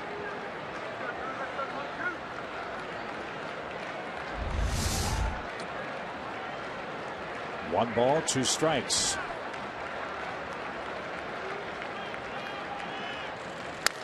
Broken bat out to second. Espinosa's got it, and the inning is over. The Braves tied it up, but it could have been so much more. A sacrifice fly by Kelly Johnson ties the game, and we head to the bottom of the 9th.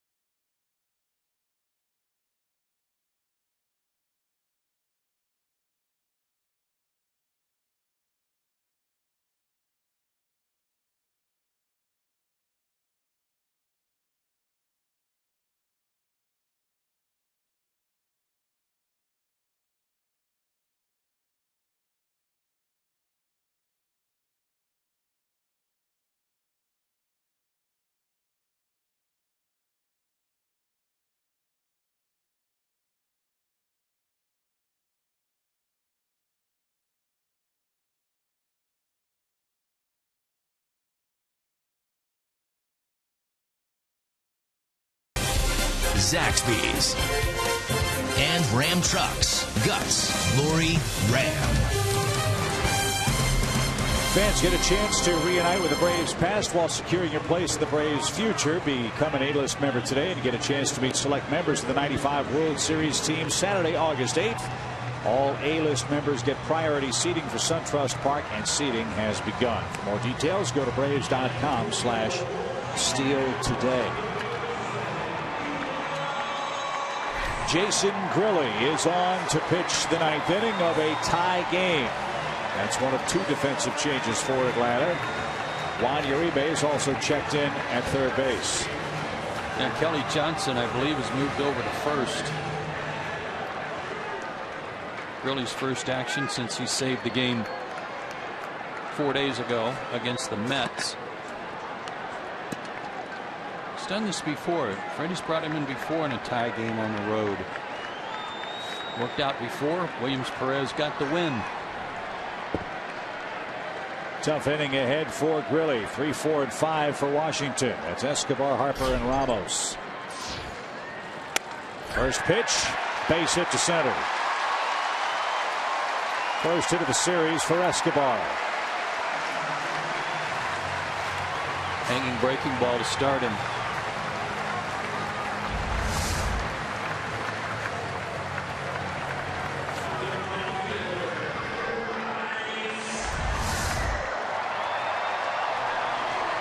Bryce Harper had a bloop RBI hit last time up.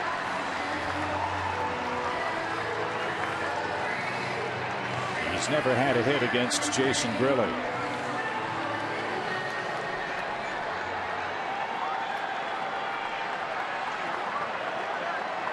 Harper now with 58 runs batted in. Second is Giancarlo Stanton in the league with 24 homers. Big crowd on its feet in the home ninth. Ball 1.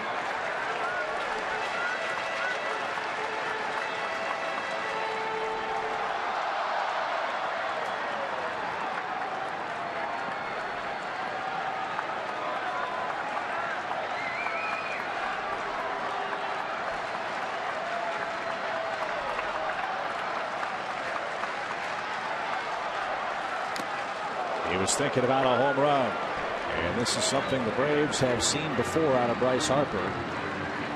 Late inning heroics against the Braves.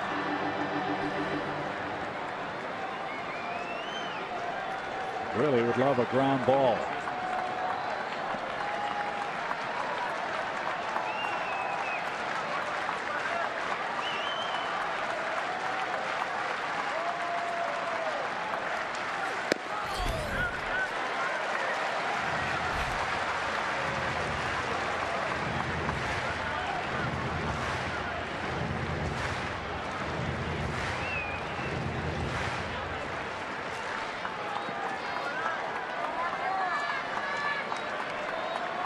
Jason throwing hard.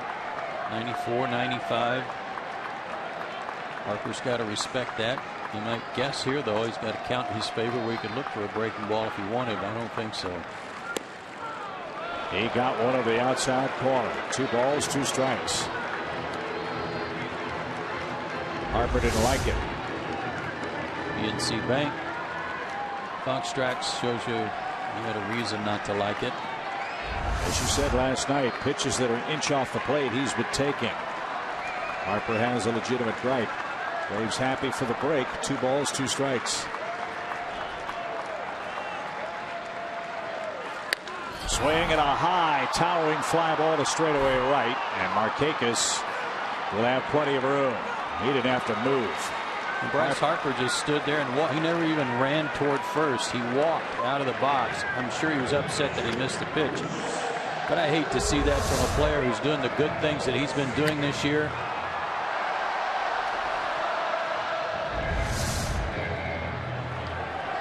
That was not good. It's ugly.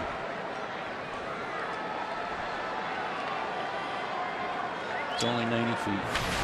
Wilson Ramos is 0 for 3 with a couple of strikeouts.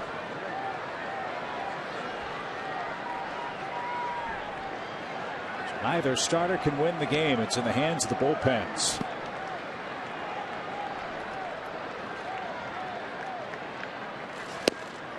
Exploding slider, strike 1.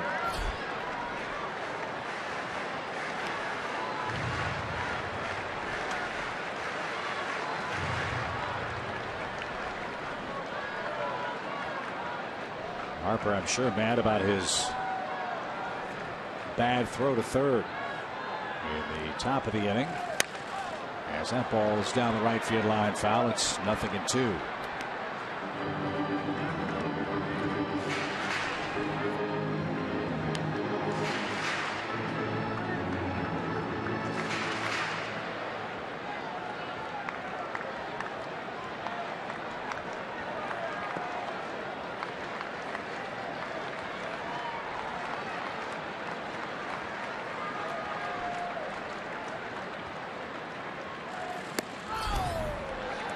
High fastball missed. 1 ball, 2 strikes.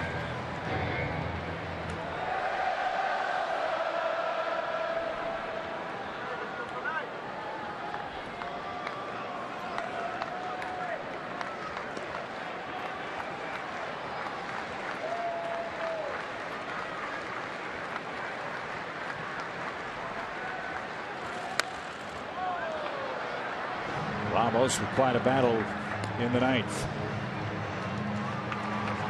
They've gotten him to chase upstairs tonight. Shelby Miller made some good pitches up out of the zone. One that was helmet high that he swung at in the 2nd inning.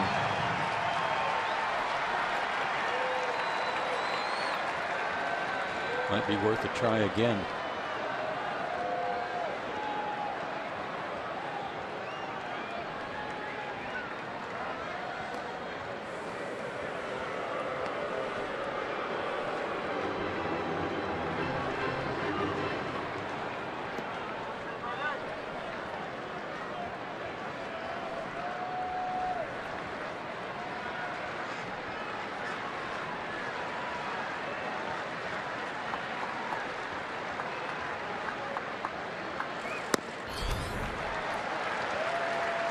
They did try. He didn't offer.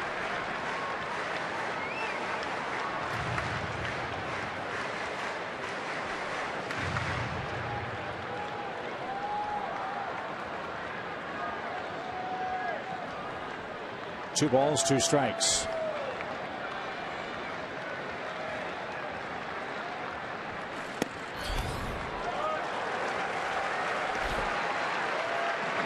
Well, manage along with Matt Williams. Do you send Escobar here? Yeah, why not? Ramos has fanned a couple of times tonight, but they've also hit into a couple of double plays, so why not try to stay out of that? Decent lead, not going. Pitch popped up. And still a full count. Clint Robinson's the man on deck.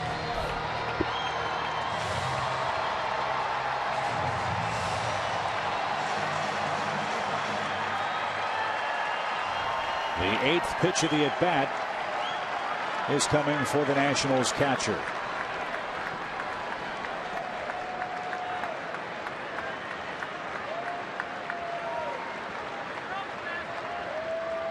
Runner not going. Swing and a miss, and Ramos is retired on strikes for the 3rd time tonight. He was on his heels too, ready to get something inside to pull, and then they crossed him up. They didn't give in to him. Breaking ball instead, and he had no chance.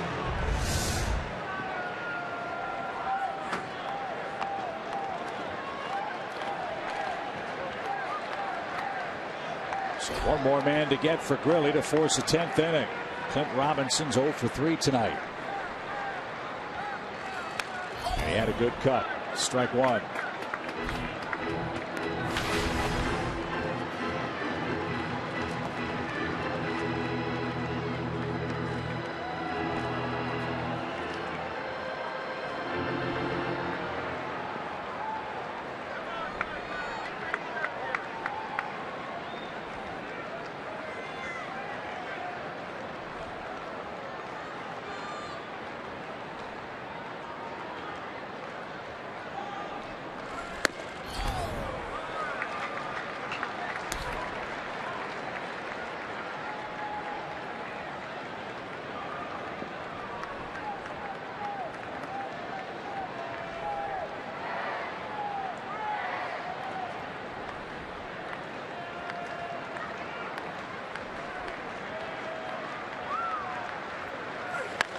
High fly ball toward Perez in left.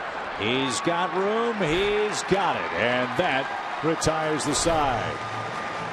Free baseball in Washington. We head to the 10th. It's a 1-1 game.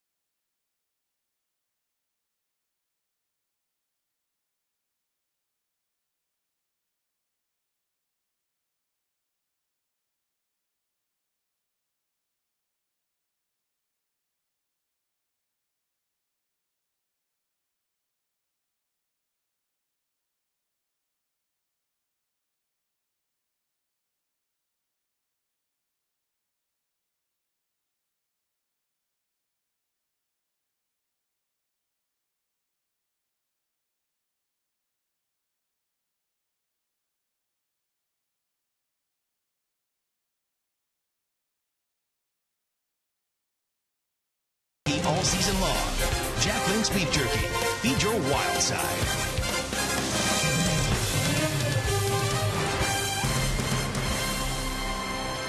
Monumental efforts tonight by Zimmerman and Miller. Neither will factor in the decision as we head to the 10th inning, tied at 1 apiece. This July, baseball's best gather in Cincinnati for the Midsummer Classic with home field advantage for the World Series on the line. Our coverage of the 2015 MLB All-Star Game begins July 14th at 7 Eastern on Fox and streaming live on Fox Sports Go. Yuri Perez leads off for the Braves in the 10th. Casey Jansen is the pitcher. There's a bunt. It's a pretty good one. And a diving try at first, and Perez got him with the left hand safely.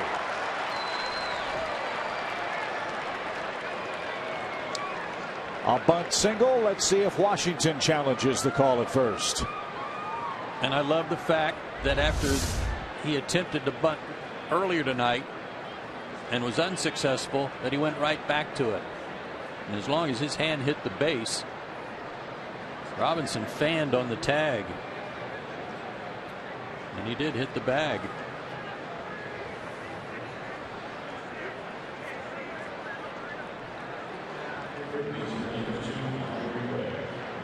And the glove went right between his legs too, and it was too late by then. Great job by Perez to try it again. And he can fly. He had a big stolen base here down at Gwinnett. Juan Uribe is the hitter with nobody out. And Jansen steps off. Jansen hadn't been out there in a week. He may be a little rusty.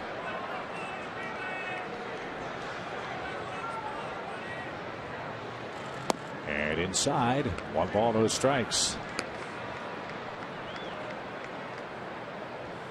Started the year on the disabled list.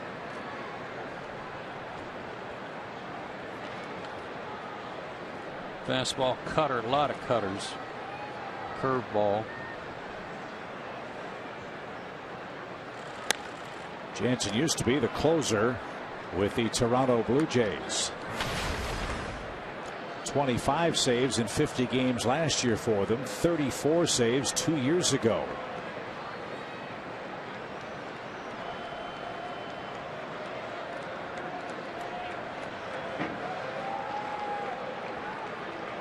One ball, 1 strike.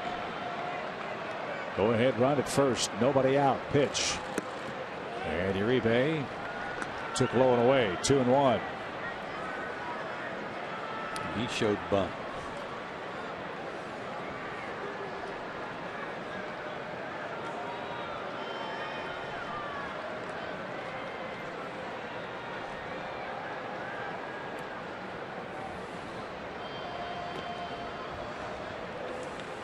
Like Perez extended his lead a little bit, so they threw over.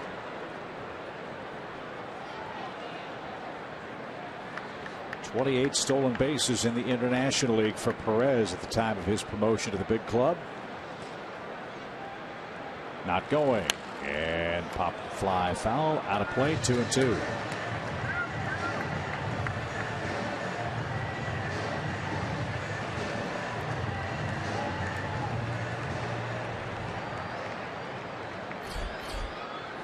Nick Massett loosens for the Braves.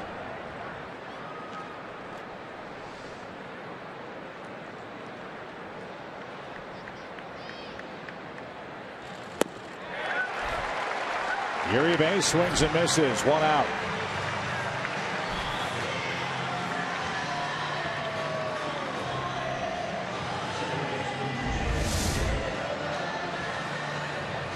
That was a good breaking ball.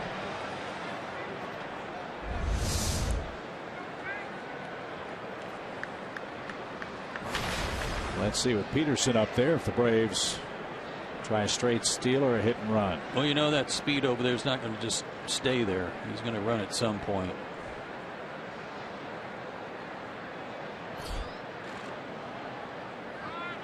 And Jansen's just going to wait him out.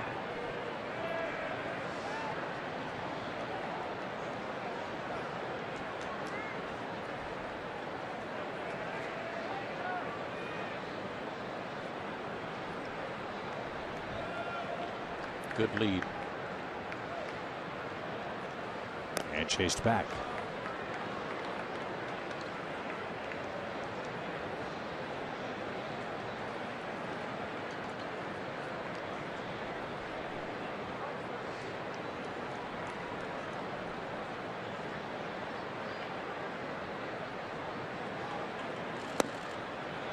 Perfect pitch.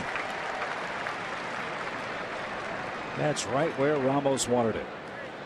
And if you're Jace Peterson, you got to give him a strike. You give Perez a strike to try to get to second base. Now it's different. Another quarter step on the lead.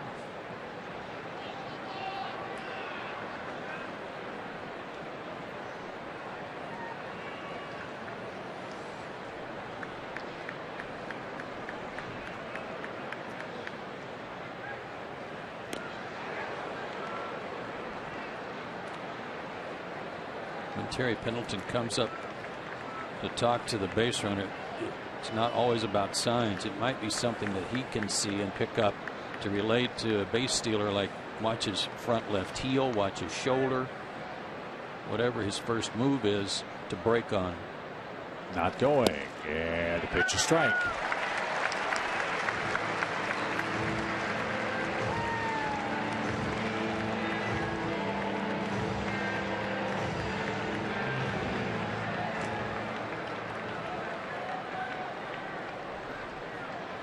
Braves tied it in the ninth.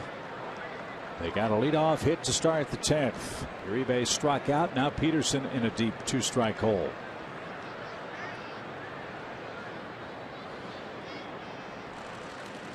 That pops away, and now Ramos pounces, throws to second, short hop, and backed up beautifully at second. Espinosa saved another base by doing his job, and a ball in the dirt puts Perez at second, and now it's a 1-2 count for Jace Peterson. That was not an easy throw to handle by Espinosa after Ramos got on this quickly.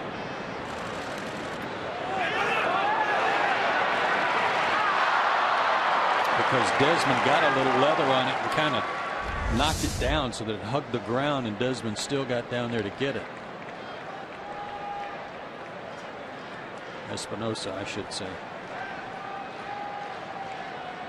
A hit could give the Braves the lead. 1 ball, 2 strikes. A cue shot right in front of the plate. Ramos looks the runner back to second and makes the peg to first.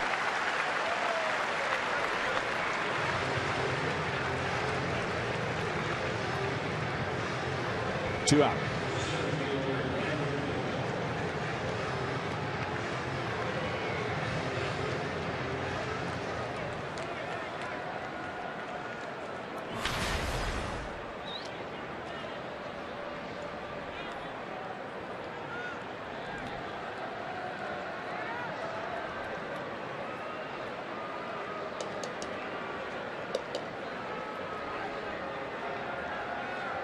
Cameron Maybin has a 3rd inning hit tonight.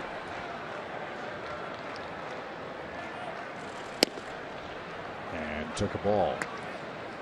They're not bird dogging Perez at all. He's able to get a real good lead. Now Espinosa comes over a little closer.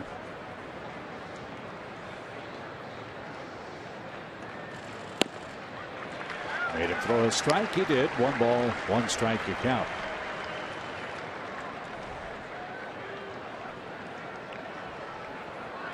Cameron's been so good all year with runners in scoring position. Can he come through in the 10th with 2 outs? Fly ball. That's well hit. Taylor on the run. Still going back. Warning track makes the grab, and that retires the side. Maybin's hit it hard twice. Nothing to show for it. Bottom of the 10th, still tied.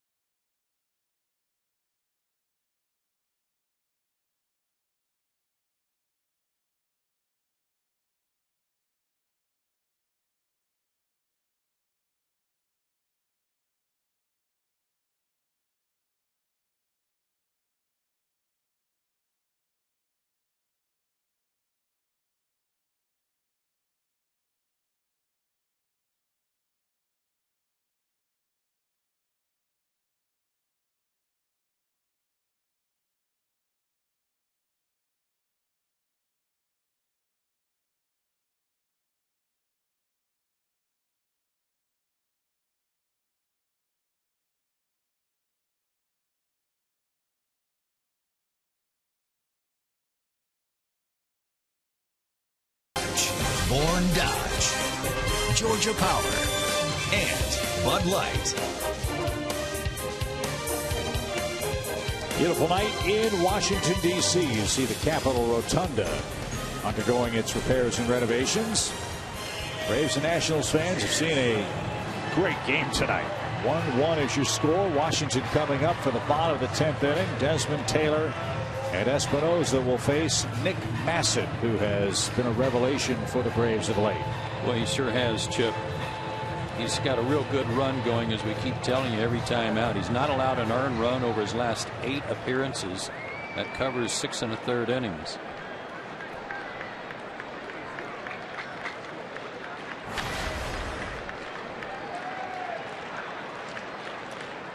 Desmond has walked, struck out, and popped out tonight. Shelby Miller gave up 1 run, 3 hits in 7 innings. Jordan Zimmerman, no runs, 6 hits in 8 innings. Drew Storen blew the save in the 9th. And now we're in the bottom of the 10th with a lower third for Washington. Ground ball toward third. Uribe backs up, throws off his back foot, and got Desmond for the first out. Feel pretty good about balls hit to the left side of the Atlanta infield here in the late innings. Every time he makes a play like that, it's like he acts like he's done it 100 times before, no problem. Playing back, high bounce, fast runner, no time to really get his feet set. Good throw. Here's Taylor, a strike.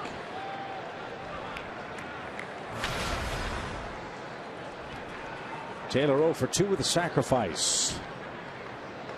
He's riding a 5-game hit streak. It's on the line tonight. And low and outside, even count.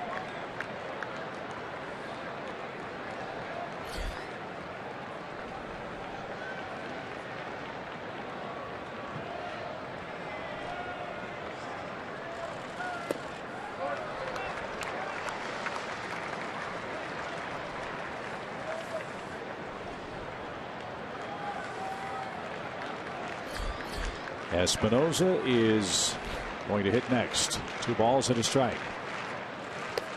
And now 3-1 to a man that can fly. Don't want to walk him.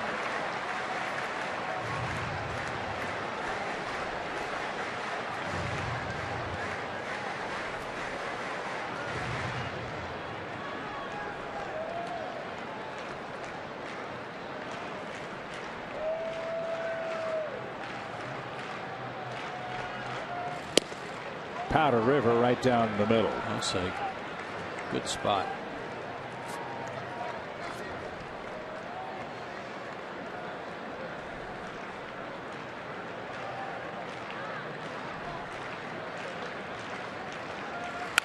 Line drive left field. That's in for a base hit. Perez gets to it. Taylor's on his way to second. Throw to second is late. He's in standing up, and that was awfully close. Taylor didn't slide, and that nearly cost him. But a hustle double with 1 out in the Washington 10th. Well, the outfield was playing deep to prevent just such a thing from happening. In other words, a ball hit over your head. But he saw right away how deep Perez was, put his head down, took off running.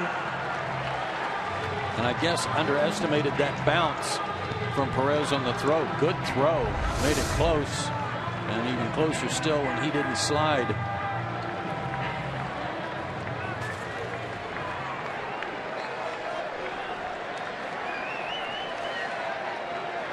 So the Braves won't let Espinosa hit. They'll walk him intentionally. Set up a double play with Denard Span, who's 0 for 2, 2 walks, and has scored the only Washington run.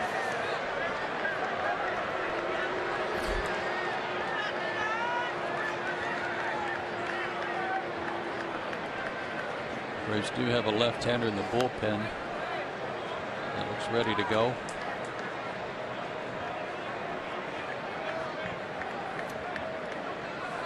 I believe it's Avilan.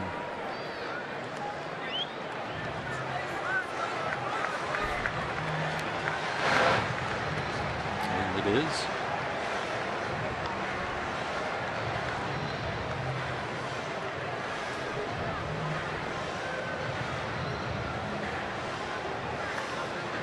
So Nick Massett departs, 2 on, 1 out in the 10th. It'll be Avalon versus Span and company.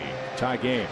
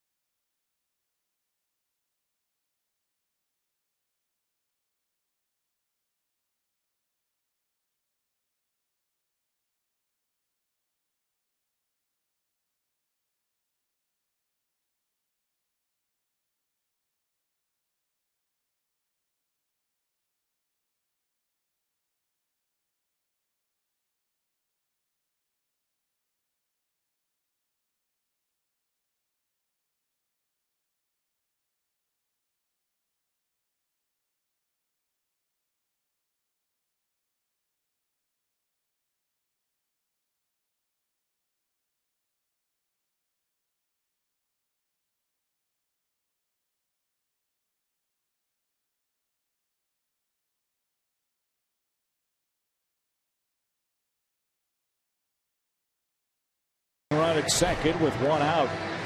Luis Avalon becomes the 5th pitcher of the night for Atlanta. He's on for the 38th time. And Joe, it's interesting when you look at the splits for Avalon, they're reverse splits.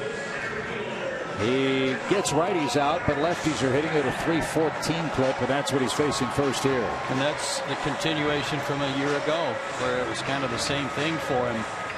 Had more luck with right-handers, with right-handers than he did lefties. But he needs a good pitch here on Denard Span, who last night put some good swings on pitches from Alex Wood. There's the splits. One thing that Luis has been good at over the last 2 years especially is inherited runners. 25 inherited runners this year, just 3 have scored. Only 1 out in the inning.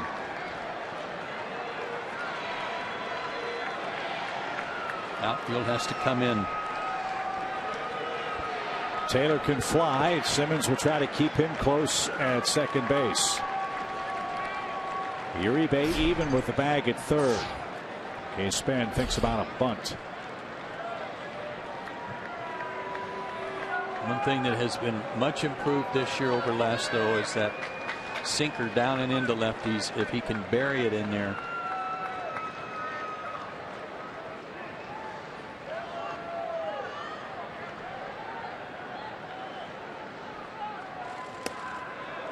Almost hit it. 1 ball, no strikes. Almost got by AJ. The other concern you have is the man on deck. That's Anthony Rendon. He's already got 2 hits tonight and 6 hits in the series.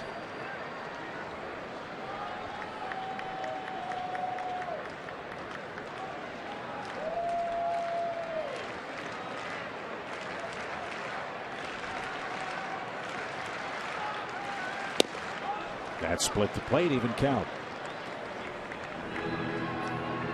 There were times last year too for Luis where he couldn't get back to that fastball level he had in 2013. This year he does have his fastball back. He's throwing 94 again.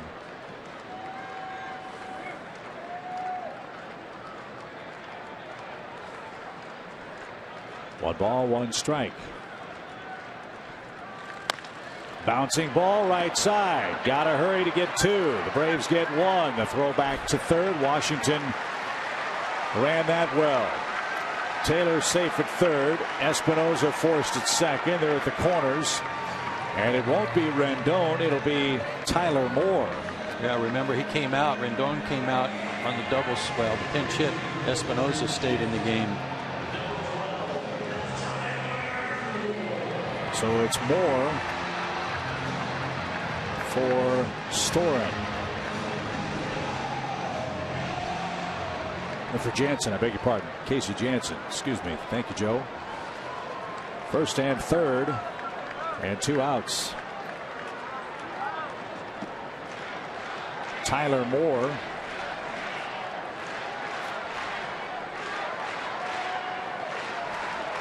A .202 hitter. 4 pinch hits, including a homer, and he's knocked in 3 runs off the bench. The runner at first doesn't mean anything. You don't have to pay any attention to him, and Kelly Johnson's going to play behind Span and let him go to second if he wants. Guy at third's the only one that matters. And Washington knew that. Span takes second without a play. Takes away the force. And it's a 1-0 count.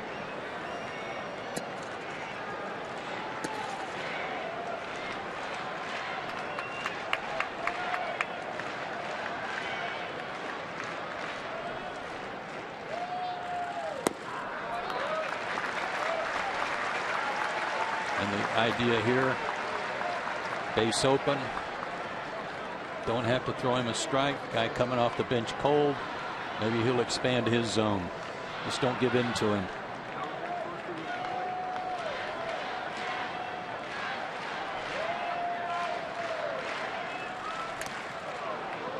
That's fouled off Brzezinski. 2 balls and a strike. And he didn't give in. He threw him a 2-0 breaking ball.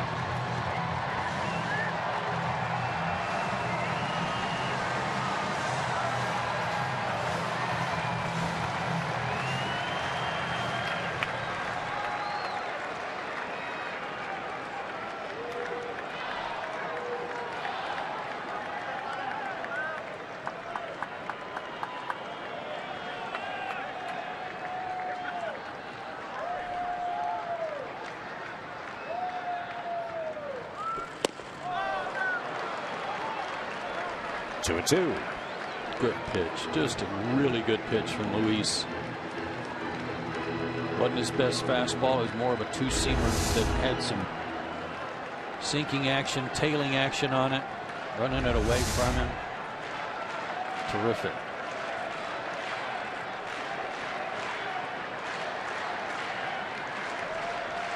Deuce is wild for Tyler Moore. Here it is. A little squibber out toward the mound. Avilan's got it. The throw to first is in time, and Luis Avilan, an excellent job in relief of Nick Massett. And our game moves to the 11th, where Markakis, A.J. Brzezinski, and hopefully a parade of others will follow.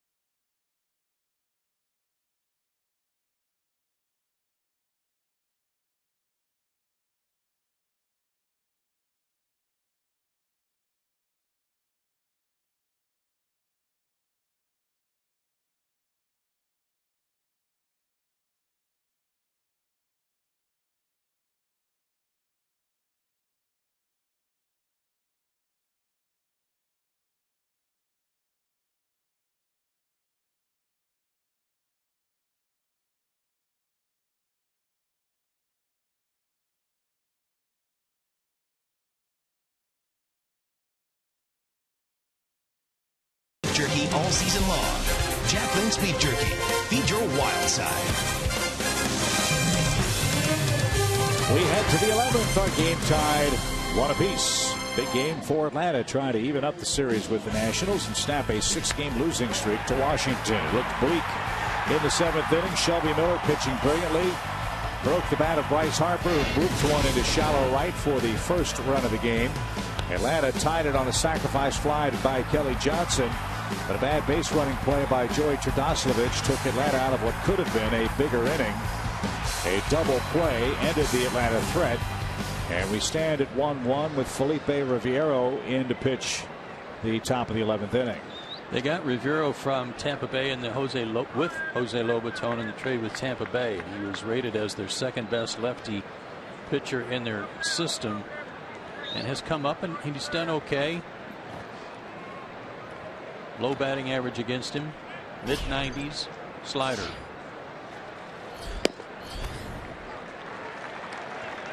And two lefties begin the Atlanta 11th. First Markakis, who's got 3 hits, then A.J. Pierzynski, who has 1.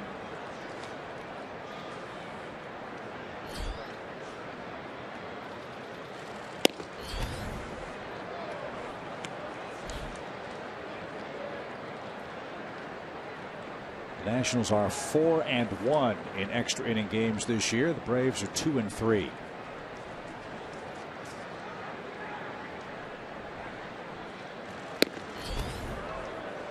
This is by far a more important game to the Braves than it is to the Nationals.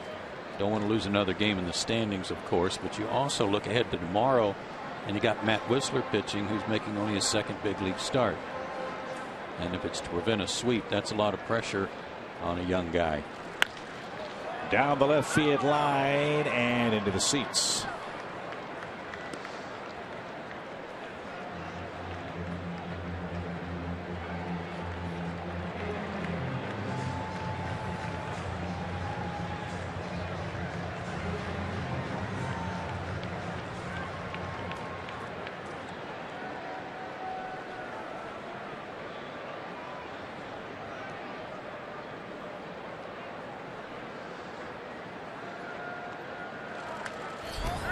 Fouled straight back.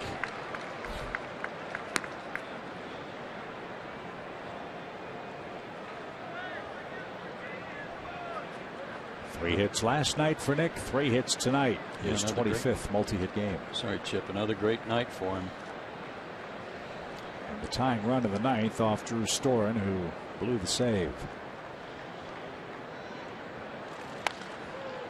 Little pop behind third. Escobar won't have a play. It's into the seats.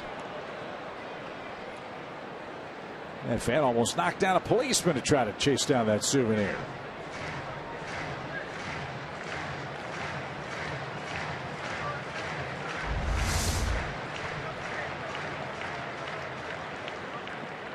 Gosh, fella. Sorry, I'm sorry I took at your anterior cruciate ligament. Nothing to laugh about there. That was a heck of a pitch. Markakis is down on strikes.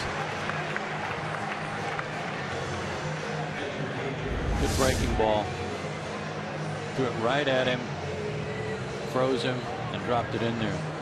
Heck of a pitch.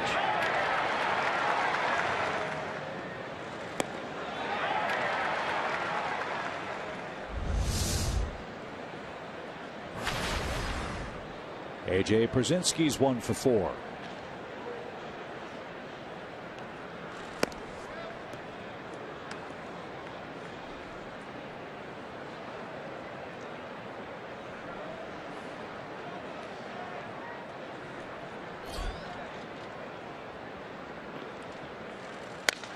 Broken bat toward first. Pitcher to the bag. Underhanded flip. 2 out.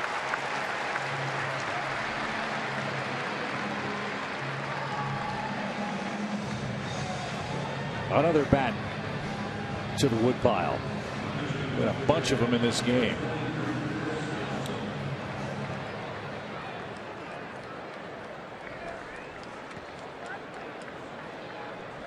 And now Chris Johnson grabs a bat. He hits for Luis Avila.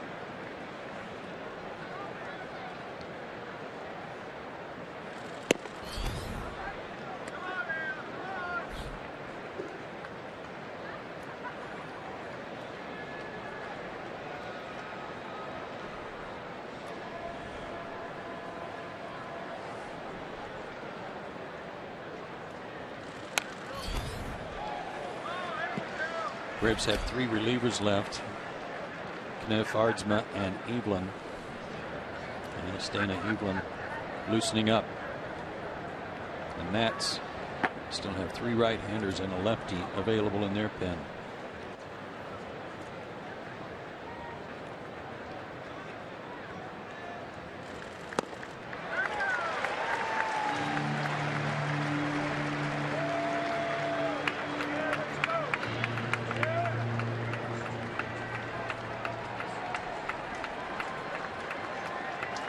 This guy looks good. Looks sharp to the lefties, and he's looked sharp so far to a guy who hits lefties. Hammered towards center. That's tailing away from Span. No chance to get that. It's high off the scoreboard. Johnson on his way to second. He'll pull in there with a pinch hit double with 2 outs. All you had to do is talk about him, brag on him, right? Just a little bit. Something good happens. And Chris made it happen. Fastball, middle of the plate. The good thing for the Nationals, it stayed in the park, halfway up the wall.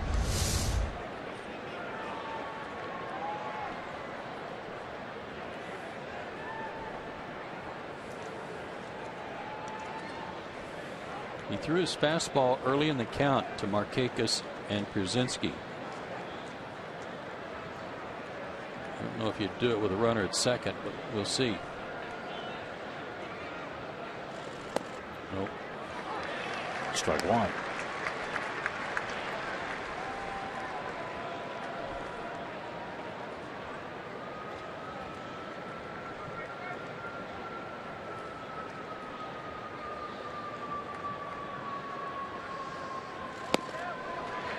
Strike 2.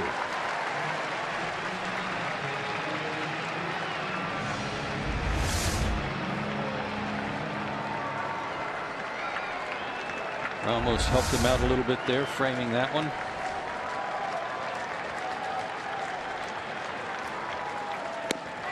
And the inning is over. 3 pitches retires Kelly Johnson. Chris Johnson with a 2-out double is wasted in the top of the inning. 3, 4, 5 coming up for the Nats in the 11th.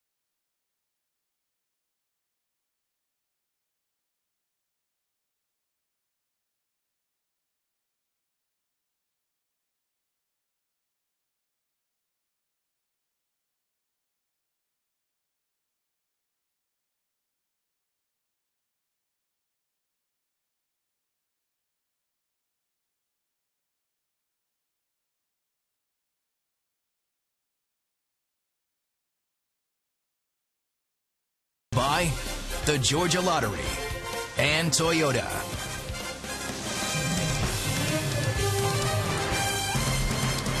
To the bottom of the 11th we go. It's a 1-1 game. Dana Evelyn now on to pitch. Escobar, Harper, and Ramos are the scheduled hitters for the Nationals. He pitched last night with just a third of an inning.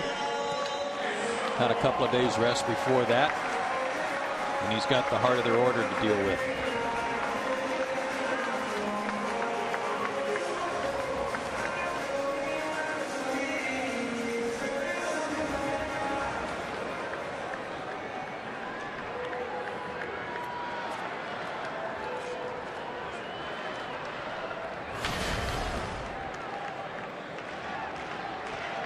Ninth inning single for Escobar, as you see. Washington couldn't push him around. He was left stranded. Sharply hit to short. Simmons scoops. And on the first pitch, Escobar is out number 1. And here comes Bryce Harper.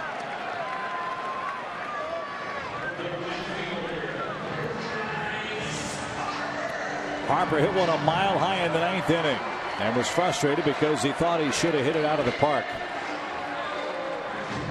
He has the lone Nationals run batted in. That was in the 7th. He's also popped out to second and struck out.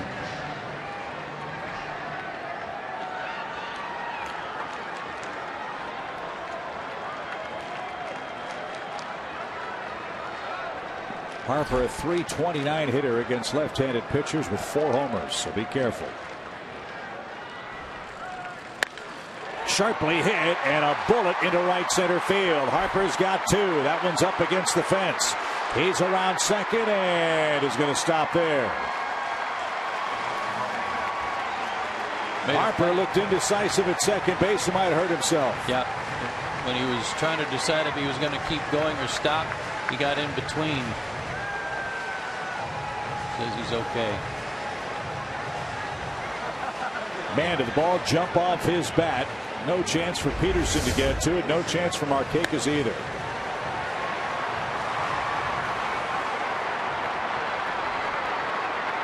Right here, you see there's like a little skip step. May have hyperextended it a little bit.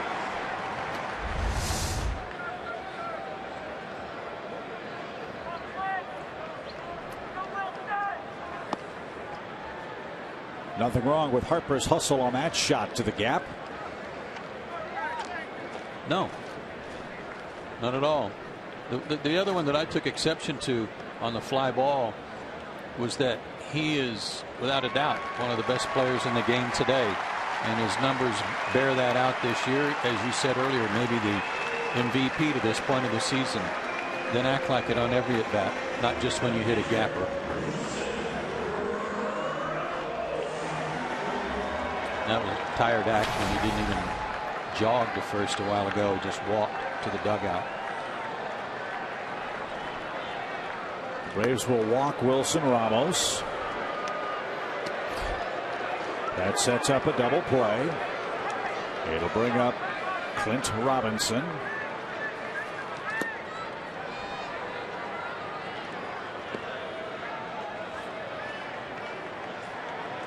They still have Matt Dendecker, a left-handed hitter, Jose Lobaton, switch hitter, and Dan Ugla, as you know, a right-handed hitter on their bench.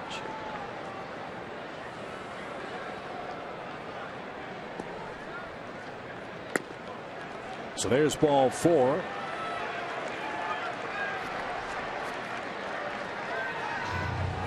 And like the 10th inning, the Nationals have a 1-out double.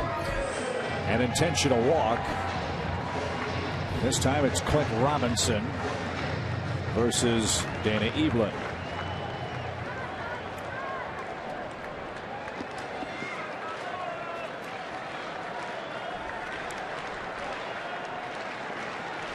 Hardsma getting ready for Desmond, perhaps. 2 on, 1 out. And a strike. Robinson has jumped on fastballs all night long. He hasn't had too many good swings at breaking stuff.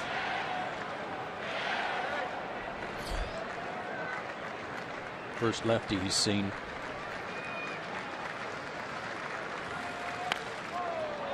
And he's in a quick 2-strike hole.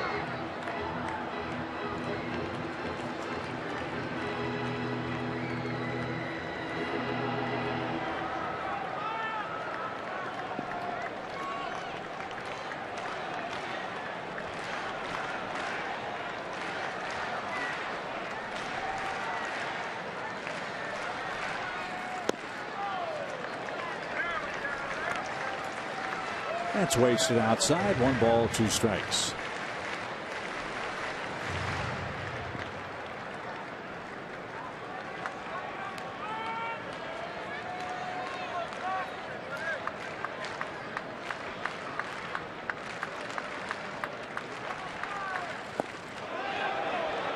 crossfire and no swing. Close call. Fortunate to stop on that. Good try by Evelyn.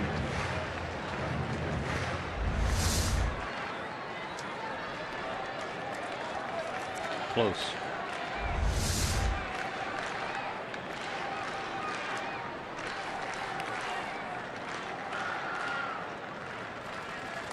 Way outside.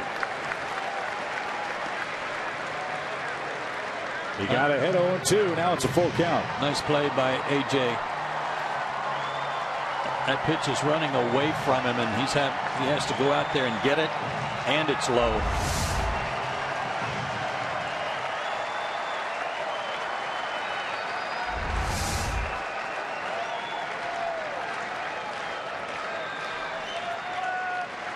Here comes the 3-2 pitch. He lost him, and the bases are loaded. He got ahead 0-2 and walked the left-hand hitting Robinson. That'll force the hand of Freddie Gonzalez. He's got to go to the pen again, and it will be David Aardsma to face Ian Desmond. Which leaves them only one more guy out of the bullpen down there, and that's Kenny. Bases are full of Nationals. Winning run 90 feet away and only one out. We'll see how it works out after this.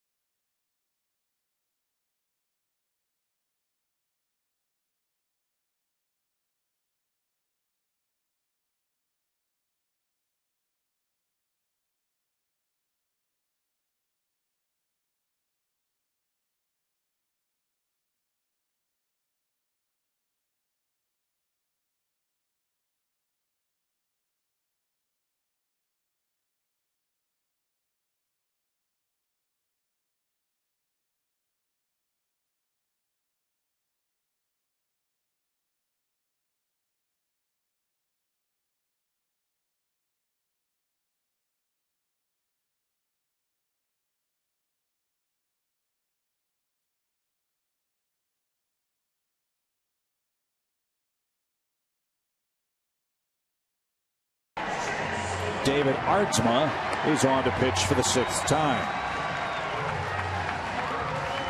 He hasn't pitched in several days. His last work was against Boston. An inning, a hit, and a run. Walked a couple of guys. One of the good numbers for him. First batter's retired. He's 5 for 5. So that's encouraging. He's got Ian Desmond in the batter's box. Desmond's hitting .129 with runners in scoring position this year. Fly ball left field. Perez retreats, makes the catch. Tagging at third and scoring is Bryce Harper, and the Nationals have beaten the Braves on a sacrifice fly.